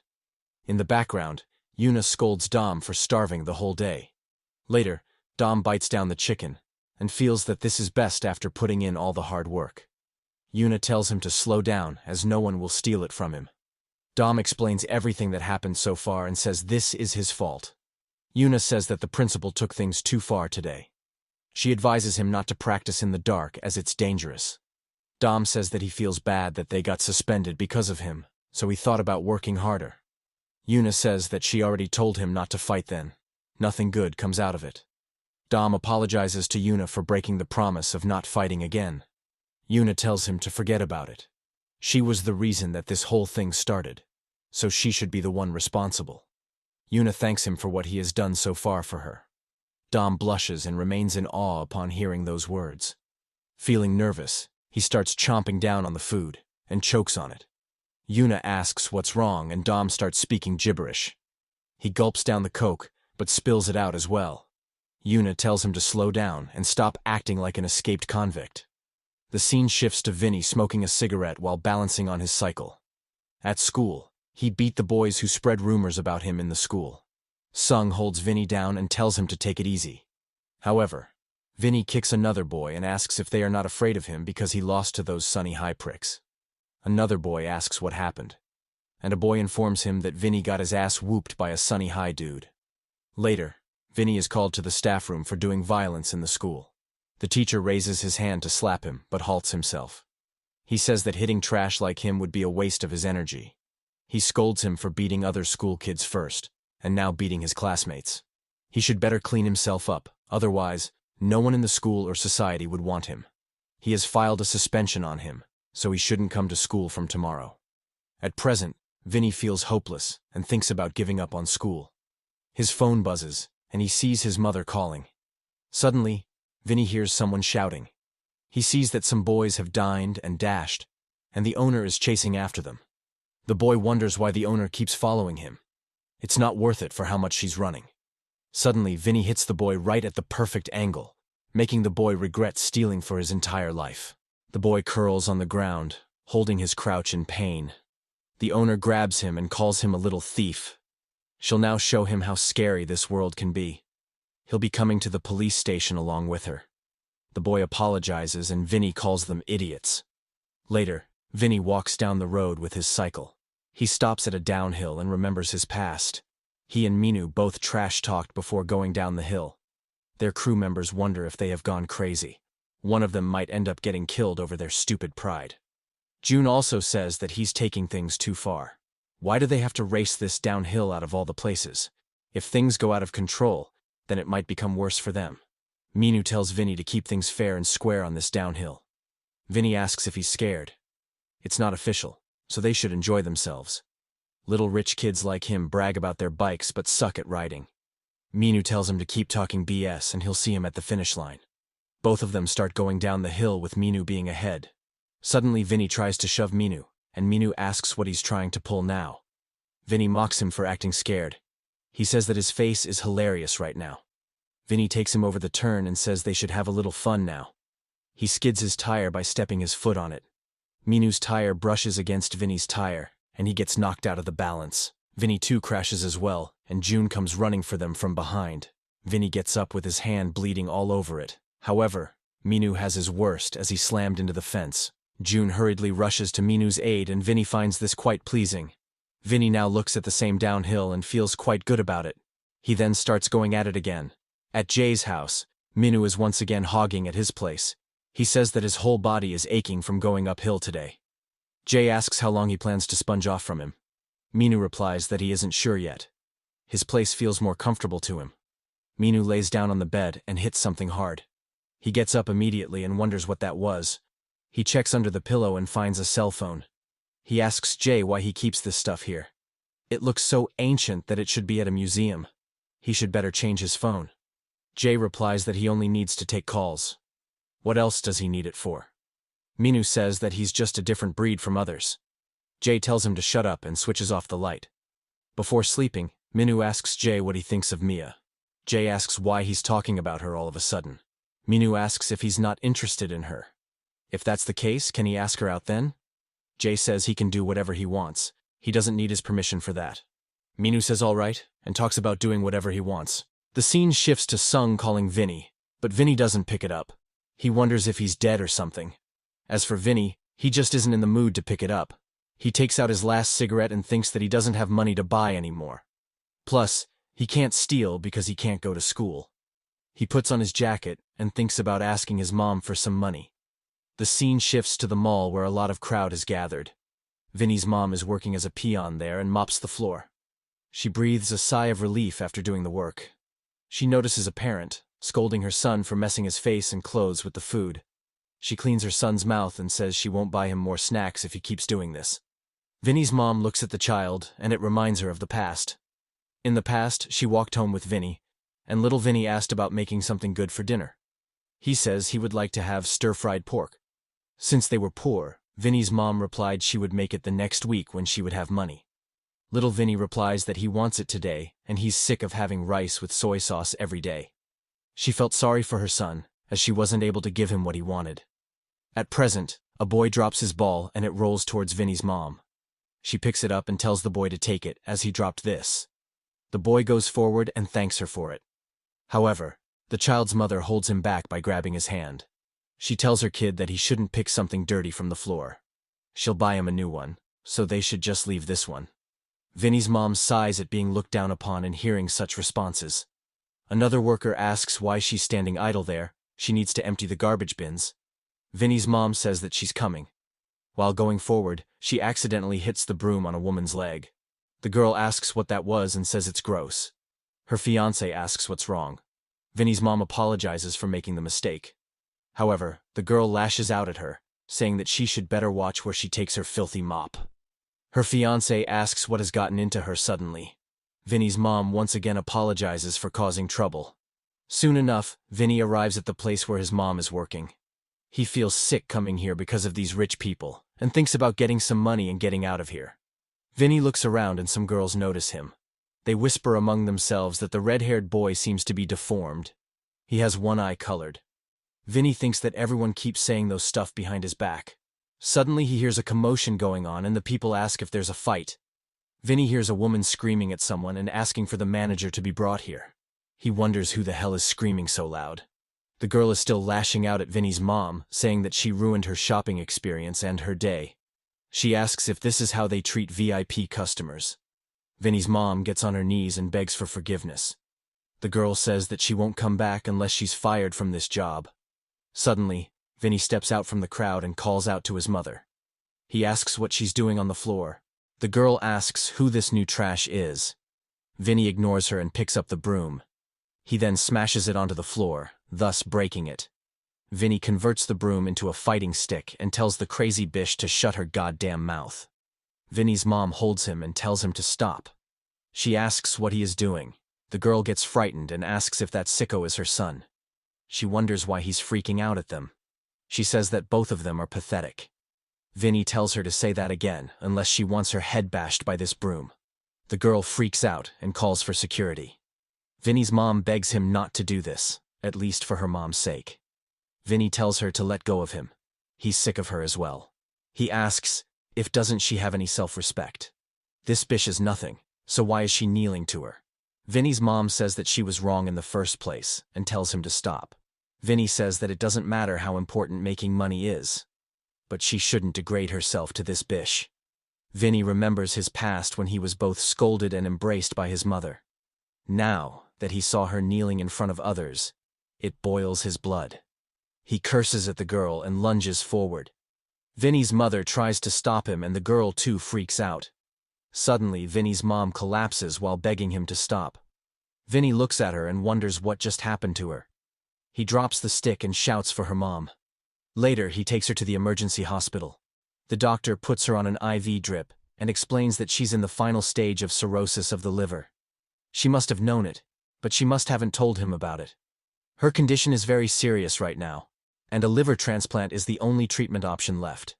The doctor explains that the cost of surgery would be around $300,000, since there are a lot of patients waiting for the surgery, so he should get the money together as quickly as possible. Vinny remembers his past when he was a kid. He was on his cycle when he saw a kid in front. The child's mother grabs his son and asks what he's doing here. She tells him to stay away from that kid. The kid asks why he has the left eye and hair red. The mother replies that he must have some weird disease. Vinny looks at his potential friend leaving and feels dejected. Suddenly, someone throws a rock at Vinny, and he looks back. Some boys ask Vinny the freak about what he's doing alone. Another boy says that he's a mutant, as he has a red-colored eye. Vinny stares at them as if he wants to beat them badly. The bully tells him to quit eyeballing him like that. He punches Vinny, asking how a mutt like him is daring to stare at him. Vinny falls with his bike, and the bully tells him to keep his eye down so that he won't bother anyone. He asks if his mom has a red eye or hair too. They believe his family must be cursed. The bully spits at Vinny, and Vinny feels disgusted by them. The bully tells him to bark whenever he sees him the next time. Suddenly, A boy comes with his cycle and slams the front wheel at the perfect place. The bully trembles in pain on the floor and asks, "Who the hell did this?" Little Minu takes off his helmet and apologizes to him. He says he didn't see him there. The bully asks if he's insane. He knows very well that he did it on purpose. Even after doing so, he only has sorry to say. Minu asks if it's a good thing to punch someone then. The bully asks how a little twerp like him is talking back to him. Suddenly, Minu's bodyguard comes rushing for him, saying how scared they were when he disappeared suddenly. A boy tells the bully that his family is so rich that they even have bodyguards. He says it would be best if they stay out of this. The bully sighs and says they should better leave now. Minu sees them leaving and calls them dumbass. Minu picks up his cycle and asks Vinny if he's okay, and Vinny replies he is. Minu asks who that jerk is. He has been picking on him for ages. The next time he sees him, he won't let him walk away like that. Vinny says that it's fine, so they should forget about it.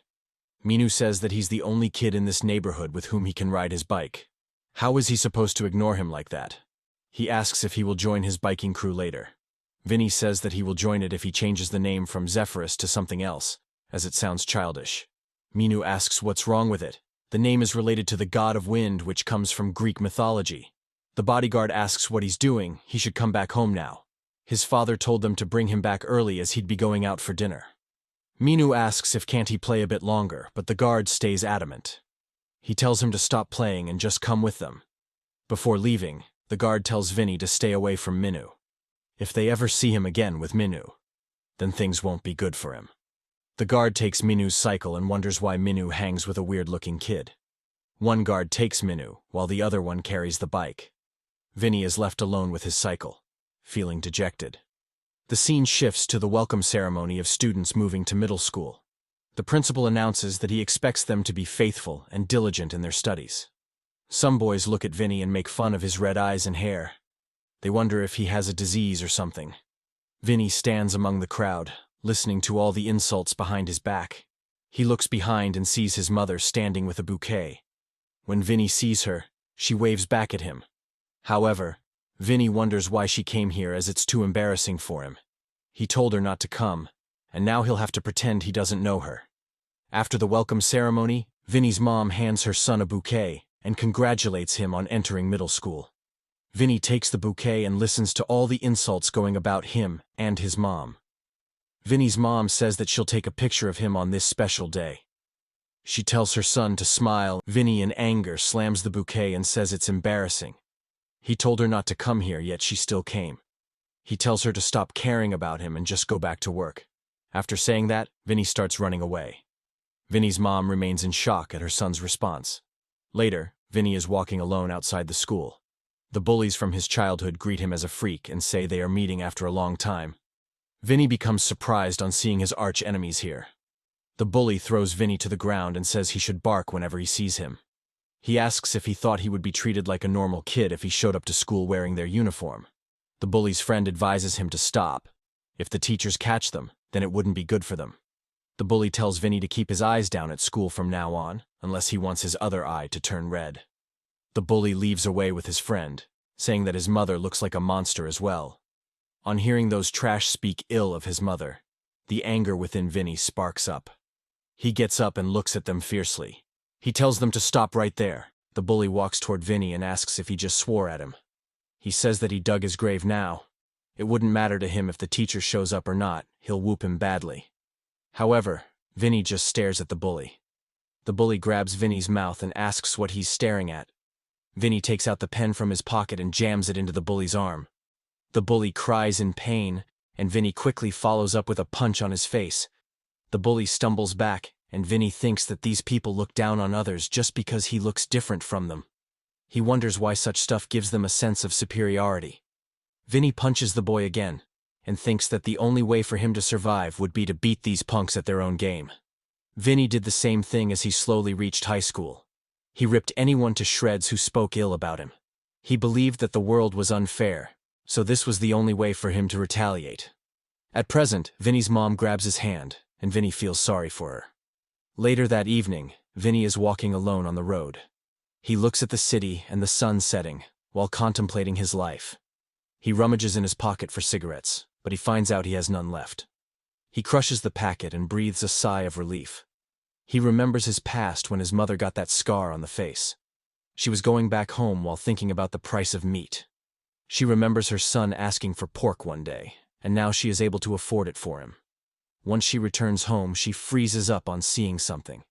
She drops her food and makes her way through the crowd gathered outside her house. The people ask what happened here and tell each other to dial 911. When Vinny's mom sees the house burning down, she remains in utter shock. She remembers that she left the heater on for Vinny before leaving, and gets horrified at remembering it. She rushes inside the house to rescue her son. At the same time, little Vinny comes out of the house while coughing. His vision starts getting blurry, and he sees someone's shadow approaching. Vinny's mom saves him while getting burnt in the process. Later, Vinny wakes up in the hospital with an oxygen mask on his face. He looks around to make sense of where he is. Beside his seat, he sees his mom covered in bandages after getting burnt.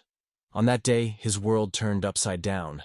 At present, Vinny cries alone, remembering all the hardships his mother had to go through. Seeing Vinny break down like this aches my heart. He deserves a better life. The scene shifts to Dom, Minu, and Jay cycling at full speed. Dom, while having the tire on his cycle, sprints past both Jay and Minu. Jay is panting himself and wonders how Dom just pulled that off now. Minu also wonders what that speed was. After reaching the uphill, Dom picks up his cycle and says they have accomplished the mission. Minu calls Dom a mustache kid and commends him on getting better at pedaling. The principal also chimes in and says they have gotten better than before. He's sure that this experience would have taught them that sports create healthy minds and bodies. Dom cries on hearing the principal's praises and wonders if he will be able to see Yuna now. Jay asks if they can go back to school today, and Minu says that he's a nerd like always. The principal says that they have to train harder than this if they want to enter the League of Street competition. Minu remains in awe on hearing the response and asks the principal how he knows about the competition. The principal says that he's one of the organizers of the events, and he saw their name on the application list. On hearing the response, the trio remains even more baffled. The principal says that they have been fighting with other kids instead of practicing for the competition. When he saw that a bunch of boys like them couldn't even pedal properly, he took this opportunity to train them. He didn't add the suspension to their permanent record, so they should be grateful. Minu cheers up and asks the principal how many people there will be in the competition and what the level will be. The principal laughs on hearing the response and says it's a secret. He wants them to find it out for themselves. The principal further says that he has a last mission for them to do. The trio becomes shocked and wonders if the principal will make them go through another brutal training. The principal says that he's talking about Shelly, not training. Her Shelly has been depressed lately because of someone, and she has been stuck in her room for a few days. Dom and Minu look at Jay intently as he's the culprit behind it, and Jay feels the growing pressure.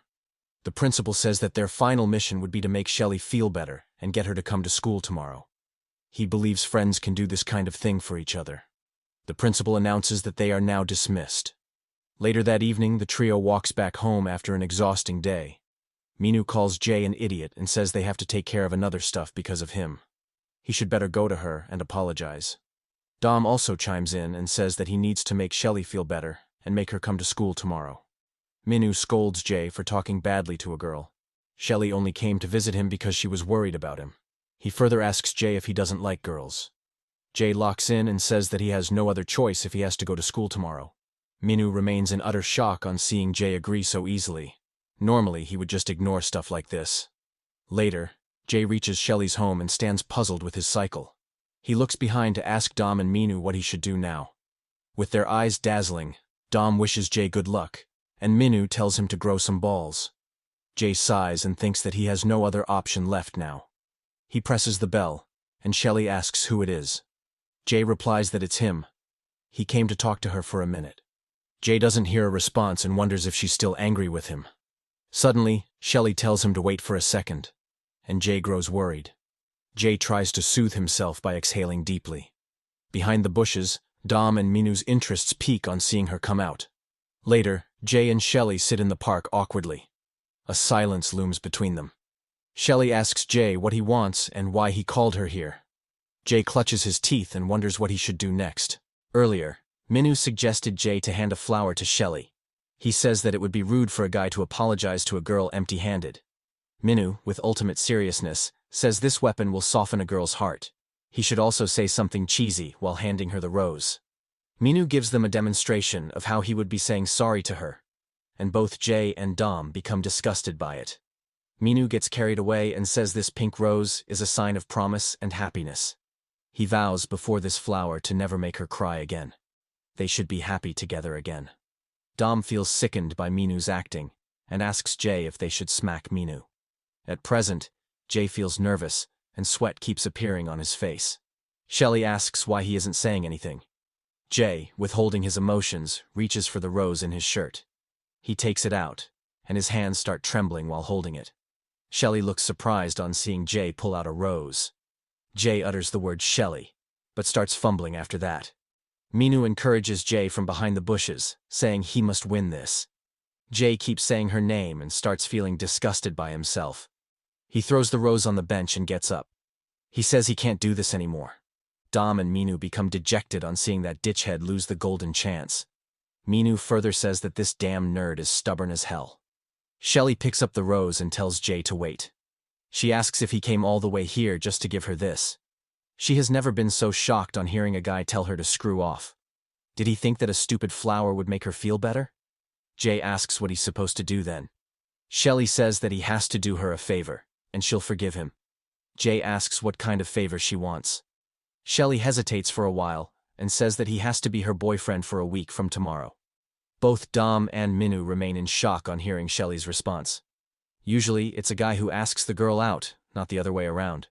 They wonder if Jay is a god at this. Even our boy remains stunned by the absurd request. Later, the trio is cycling back home. Minu tells Jay that he was sent on a mission to apologize, but he ended up getting asked out.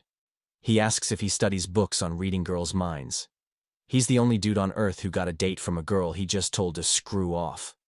However, Jay remains serious, as he didn't expect things will turn out like this. Minu asks what he'll do now. Is he going to be her boyfriend for a week? Jay replies that he's not sure of himself. However, he'll have to make her happy if he wants to go back to school. Dom also chimes in and says that he should go out with her and cheer her up, unless he wants the principal to kick his butt. Jay sighs and thinks that the responsibility keeps piling up on him. Suddenly, a team on a cycle brushes past Jay's group. The leader of the group, Monster 13, moves past them as well. Before going, they make eye contact with each other. Minu looks at all 5 of them cycling and thinks they are pretty hardcore. He asks Jay if he saw the size of crank on the last guy's bike. He wonders what his gear ratio is. He believes it must be in the range of 5. Suddenly, Minu realizes that they are the monster crew that June mentioned to him earlier. Dom says that they will probably be in the competition as well. He asks if he can handle the last guy if they end up riding against each other. His instincts are telling him to just go against him now. Jay and Minu look at Dom questioningly. Minu says that he's being too cocky for someone who has just learned to ride a bike. He also asks Dom how long he intends to carry the tire along with him. Dom replies that he would keep it with him for a while. The scene shifts to the bike shop where Harry works. Vinny comes into the shop, and Harry welcomes him. Vinny says that he came to sell his bike and asks how much she would give him for this. Harry looks at the cycle and sees that it has a Spinergy front wheel and has a carbon frame. It's pretty old, but it's still in decent condition. She shows him the amount on her fingers, which the author has kindly blurred out because he doesn't know the bike estimate himself. Vinny says, "All right." Harry asks why he's selling his bike. Does he plan to quit now?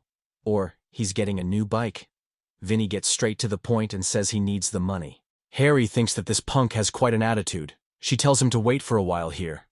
Vinny sighs and looks at the picture of Ma and Joe on the wall.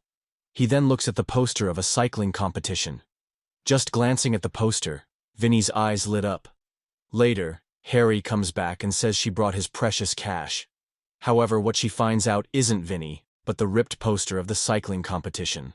The trio is walking back home. Minu puts his arm around Jay and tells him to be good to Shelly tomorrow.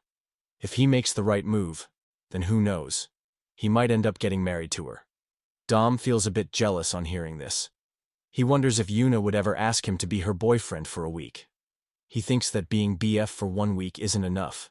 He wants to be with her for life. Minu feels grossed by Dom and says he'll regret being with that ugly cow. At the same time, Vinny goes past them on his cycle, and the trio notices him. Dom asks if he's the same red-haired dude who kidnapped Yuna. Minu sees him, and feels the anger burning within him as well. Later, the trio shows up at the bike shop and greets Harry.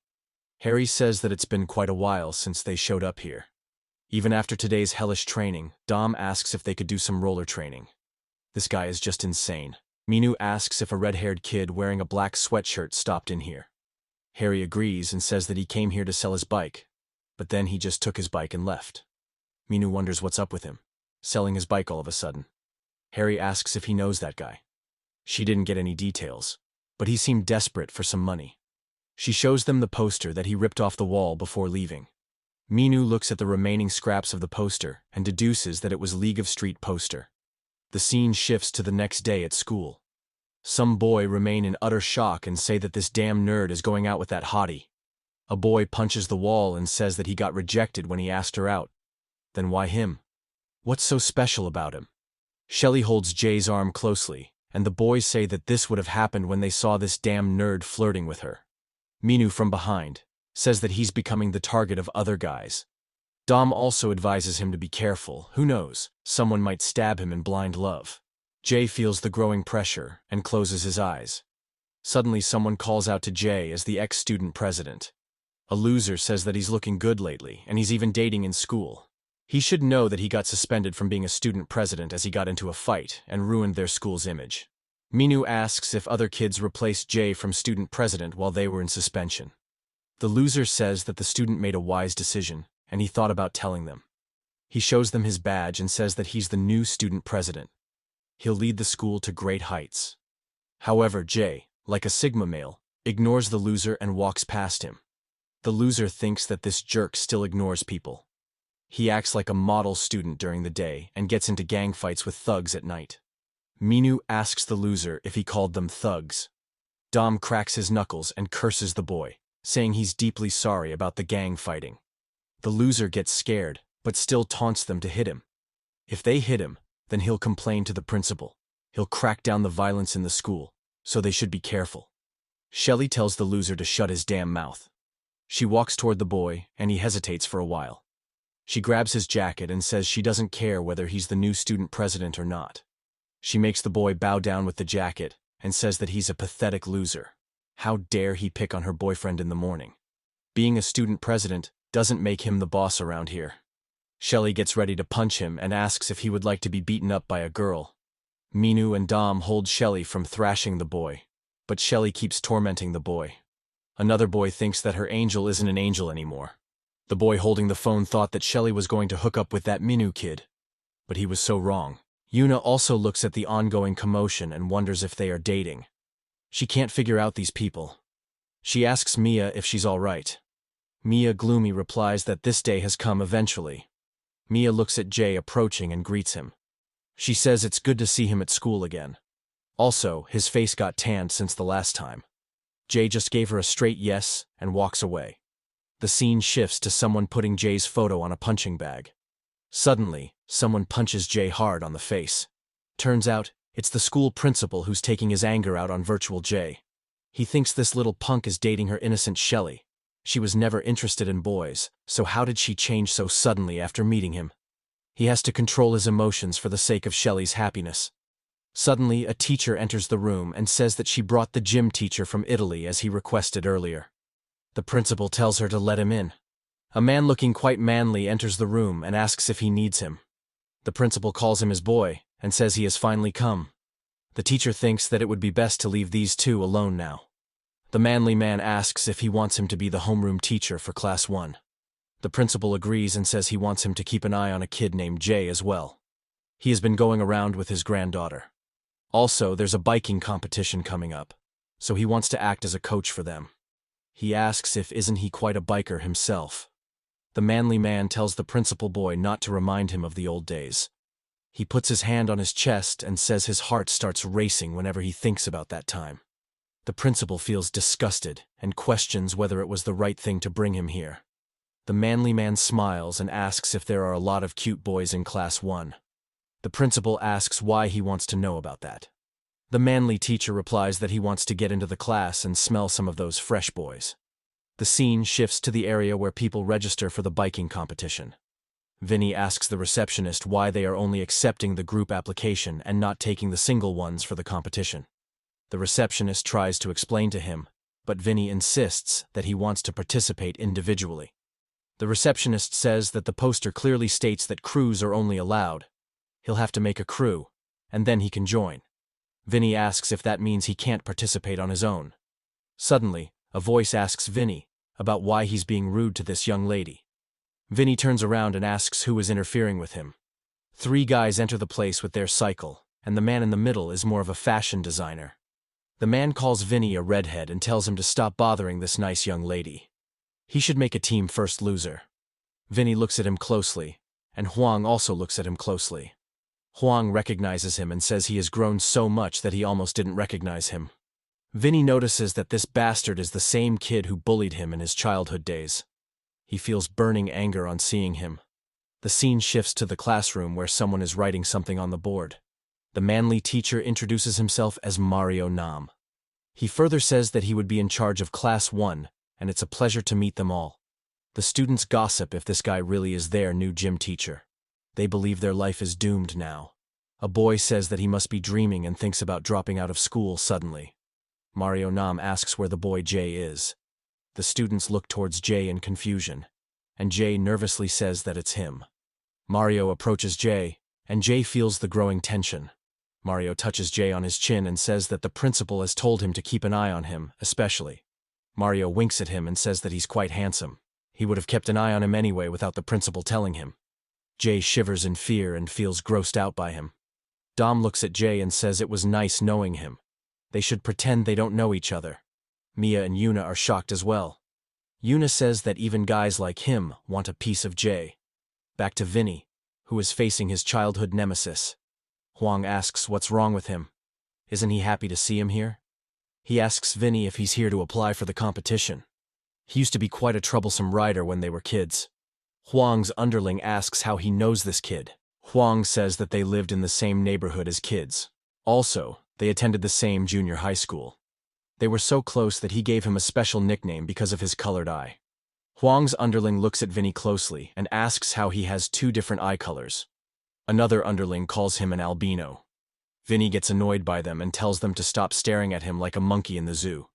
They should just focus on what they are here for. The underling tells Vinny to shut his goddamn mouth. He further adds that his personality is as messed up as he looks. Huang says that he's still the same as in childhood. He shouldn't talk back to them like this. He mocks Vinny for applying to the competition without a crew and asks if he would like to join their crew.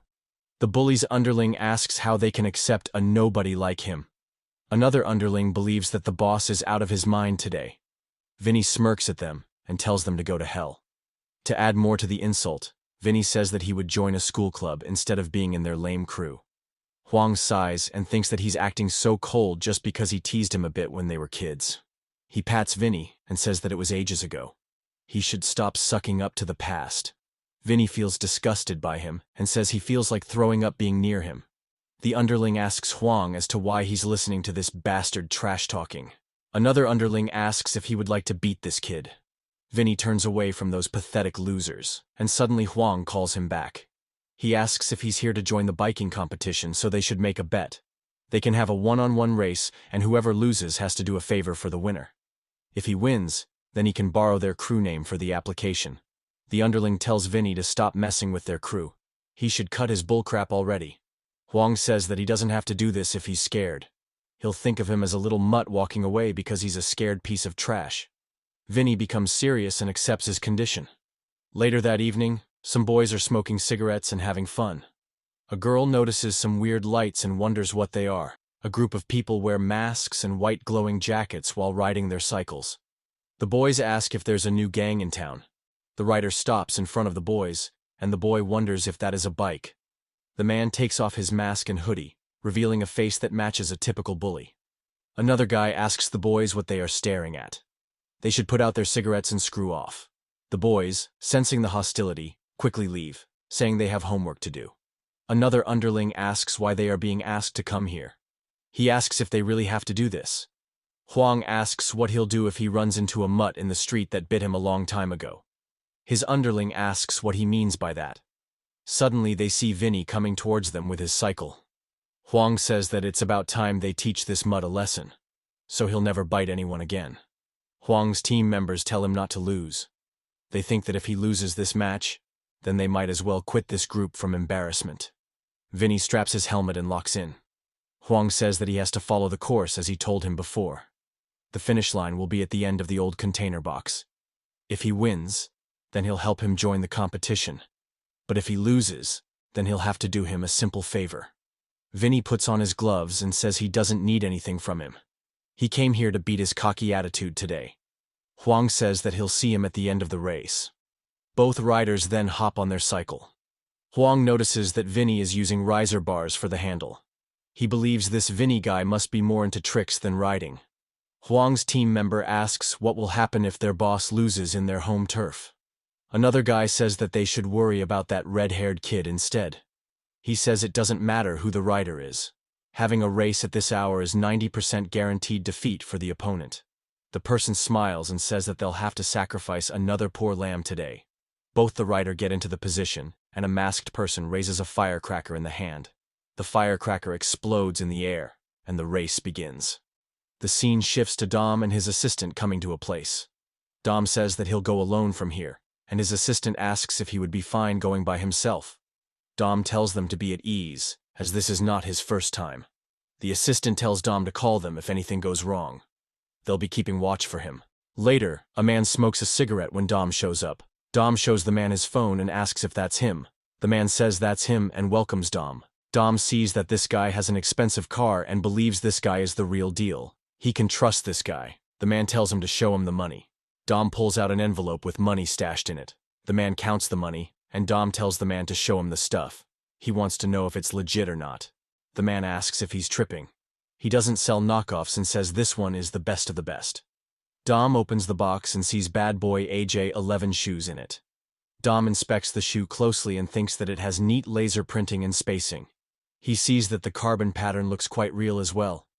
He can't believe that this belongs to him now. The man says that these things are hard to get at a good price. They are as good as new, and so they have a deal here. The man leaves on his cycle, which surprises Dom a bit. He thought that he was the owner of this car, but he wasn't. He wonders why that dude was leaning on it, like it was his damn car. The glue strapped onto the shoe soles began coming off. Dom notices that the sole of the shoe is coming off and remains in utter horror. He curses at the man, saying he stuck this with glue. Dom's assistant comes in the car and tells him to hurry up and get in. The con man is riding peacefully on his cycle, thinking of the greatest con he ever pulled off. He soon notices the bright headlight of the car approaching him. He thinks he's being chased away and starts increasing his speed.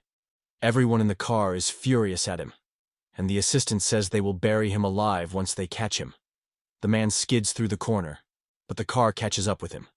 The man looks behind and sees that they are right on his tail. Dom gets out of the window and tells the con man to stop. He asks how he dared to sell him the knockoff shoes. The man thinks that this kid doesn't give up. Suddenly the con man pulls an escape maneuver and turns his cycle in the opposite direction. He then starts pedaling in the opposite direction, brushing past Dom's car. Dom's assistant also tries to pull the same maneuver, but they get the car stuck on the footpath. They come out of the car and think they missed him. The assistant says that that bastard knew how to ride a bike. He got away like a damn weasel.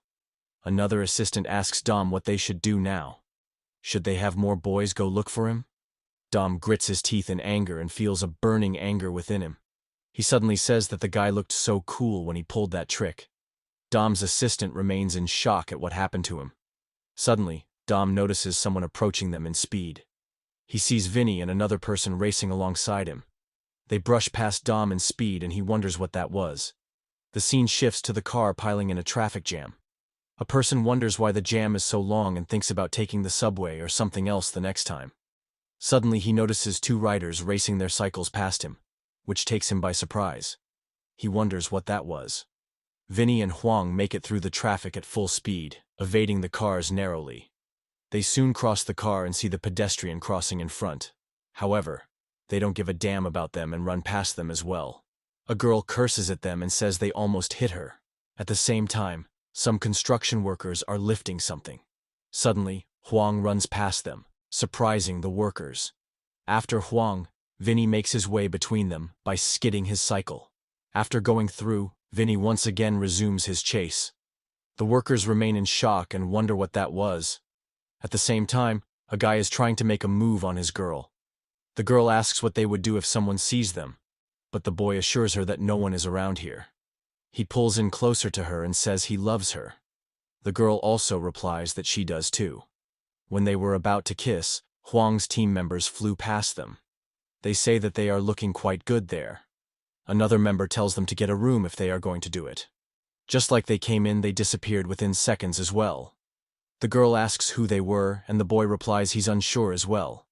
A man pulls out his hammer and says there's a shortcut he knows, so they should all follow him.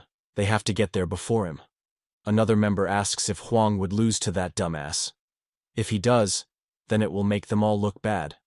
Another team member comforts him, saying that Huang will do anything to win this. Plus, he has some skills to whoop most people in a race. A team member chuckles and feels sorry for the redhead losing. Huang's underling takes off the mask and says they don't have to feel sorry for that trash. Racing against one of them means that he would be paying the full price. Later, a grandma is riding her vehicle. Suddenly, she sees two young men brush past her at speed. Well, these guys are giving jump scares to everyone to win the race at all costs. Huang tells Vinny that he's keeping up well with those riser bars. Vinny enters Huang's slipstream, allowing him to conserve his energy while Huang eats the dust and air. Huang thinks that this bastard is following his slipstream. Huang tells Vinny to stop following him behind, or he'll end up losing. Huang soon notices a ditch in the road and cooks up a malicious plan. He tells Vinny that he would get messed up if he kept staring at his back. Huang moves away from the ditch at the last second, leaving Vinny behind to face it alone. Vinny notices that there's a huge pothole and thinks this is quite bad. However, he twists his cycle just at the perfect moment and crosses the pothole between his two tires. After making his way out, he curses at Huang. Huang looks back and sees that Vinny isn't down yet. He compliments Vinny as he's better than he anticipated. In front of Huang, a child plays with his sword. He role-plays as a knight from the comic book he just read and feels awesome. He raises his sword and says he's coming for his princess. Suddenly, Huang snatches the kid's sword, and the kid remains in shock. Huang tells the kid that he will borrow this for a second.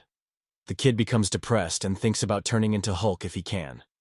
Huang then puts the sword in his back pocket and cooks up another malicious plan. Later, Huang is riding forward while Vinny follows him closely. Huang sees a tight corner in front and presses the brake on his cycle. However, Vinny doesn't care about braking on corners, and pulls an insane maneuver to get around the corner. He takes over Huang and rides away. Huang thinks that he's drifting on a corner like that. He doesn't know if he should call Vinny stupid or brave. Huang sees the dark alley in front and says he'll take the lead now. Vinny rides in the dark, and a sense of uneasiness takes over him. He wonders why it's so dark in here. He tries to guess if that bastard is still following him behind. It's hard to tell since he can't see where he is. Suddenly, Vinny senses Huang go past him. When he looks forward, he only sees darkness. He wonders if Huang passed him or not. He couldn't see him because he was wearing black clothes. Suddenly, Vinny notices a car coming from the front. As it approaches closer, the light blinds Vinny. The car zooms past him, and he wonders what's with those stupid lights. Suddenly, Vinny sees stars in the sky. Turns out, he gets knocked off his cycle, and he crashes on the road. As Vinny regains consciousness, he sees Huang and some guys in white suits. Huang jokingly asks if he's hurt. Vinny gets up and feels his head shaky. Huang tells Vinny that he should have watched where he was going. He almost made it to the finish line, but this is a shame. Vinny looks at his cycle and sees a toy stuck in its rear wheel. He slowly gets up and asks why a toy is stuck in there. He inquires Huang if he's the one who did it. Huang asks Vinny if he's blaming him because he wasn't looking at the road, and his bike fell off. Vinny curses at Huang for playing it dirty and tells him to come here. Suddenly, Huang's team member grabs Vinny, and Vinny tells him to let go. Huang says that this is not an official sport with fixed rules, but a street race. He shouldn't get upset because he fell off his bike. He should accept the fact that he fell over and lost. More people grab Vinny as he tries to tussle against them. Huang says that things have ended badly for him, and he is lost. Now, he'll have to do him a favor that he asked about earlier. He tells Vinny not to worry as it won't be huge. Suddenly, a person drags a sledgehammer towards Vinny. Huang says that they will break one of his legs so that he would never get cocky again. All he needs to do is stay still. The person brings up the hammer, and Vinny starts getting horrified. Suddenly, Huang laughs at him for making a crybaby face just now. He says he was messing with him. Huang says that the condition for losing against them is that the losing bike would be trashed. The person with the sledgehammer starts smashing down Vinny's bike, and Vinny couldn't do anything except look at it helplessly. Vinny clutches his fist in anger on seeing his beloved bike like that. He charges at them and curses at those bastards. Suddenly, a person whacks Vinny in the face. Huang looks pleased with the result. Vinny stumbles backward with blood dripping from his face. Huang sighs and calls him a freak. He tells Vinny that this is what happens to a freak like him who starts acting cocky around people. Since he doesn't have a bike, he can miss the tournament without feeling bad. Plus, he wouldn't have to worry about making crew or anything. So, this is a win-win for him. Huang's team member says that it's getting late, so they should get going. At the same time, Sang-ho Choi, a board director of an upcoming cycling competition, was passing by the place in his supercar. He stops at a commotion and sees some idiots taking on a kid. They make fun of Vinny for walking now since he doesn't have a bike. Sang-ho looks at them and calls them stupid losers. He then drives away in his Lambo. Later, Sung comes to the place where Vinny is. He shouts out his name, asking where he is. He sees Vinny in the front, sitting on the ground. Sung becomes horrified on seeing Vinny injured. He helps his friend get up and asks what happened to him and who did this. Vinny sees his cycle wrecked, and also thinks that his mom is in the hospital. He was planning to win the competition to fund her mother's surgery, but he couldn't do it anymore. He slams his fist hard against the wall and curses at that bastard Huang.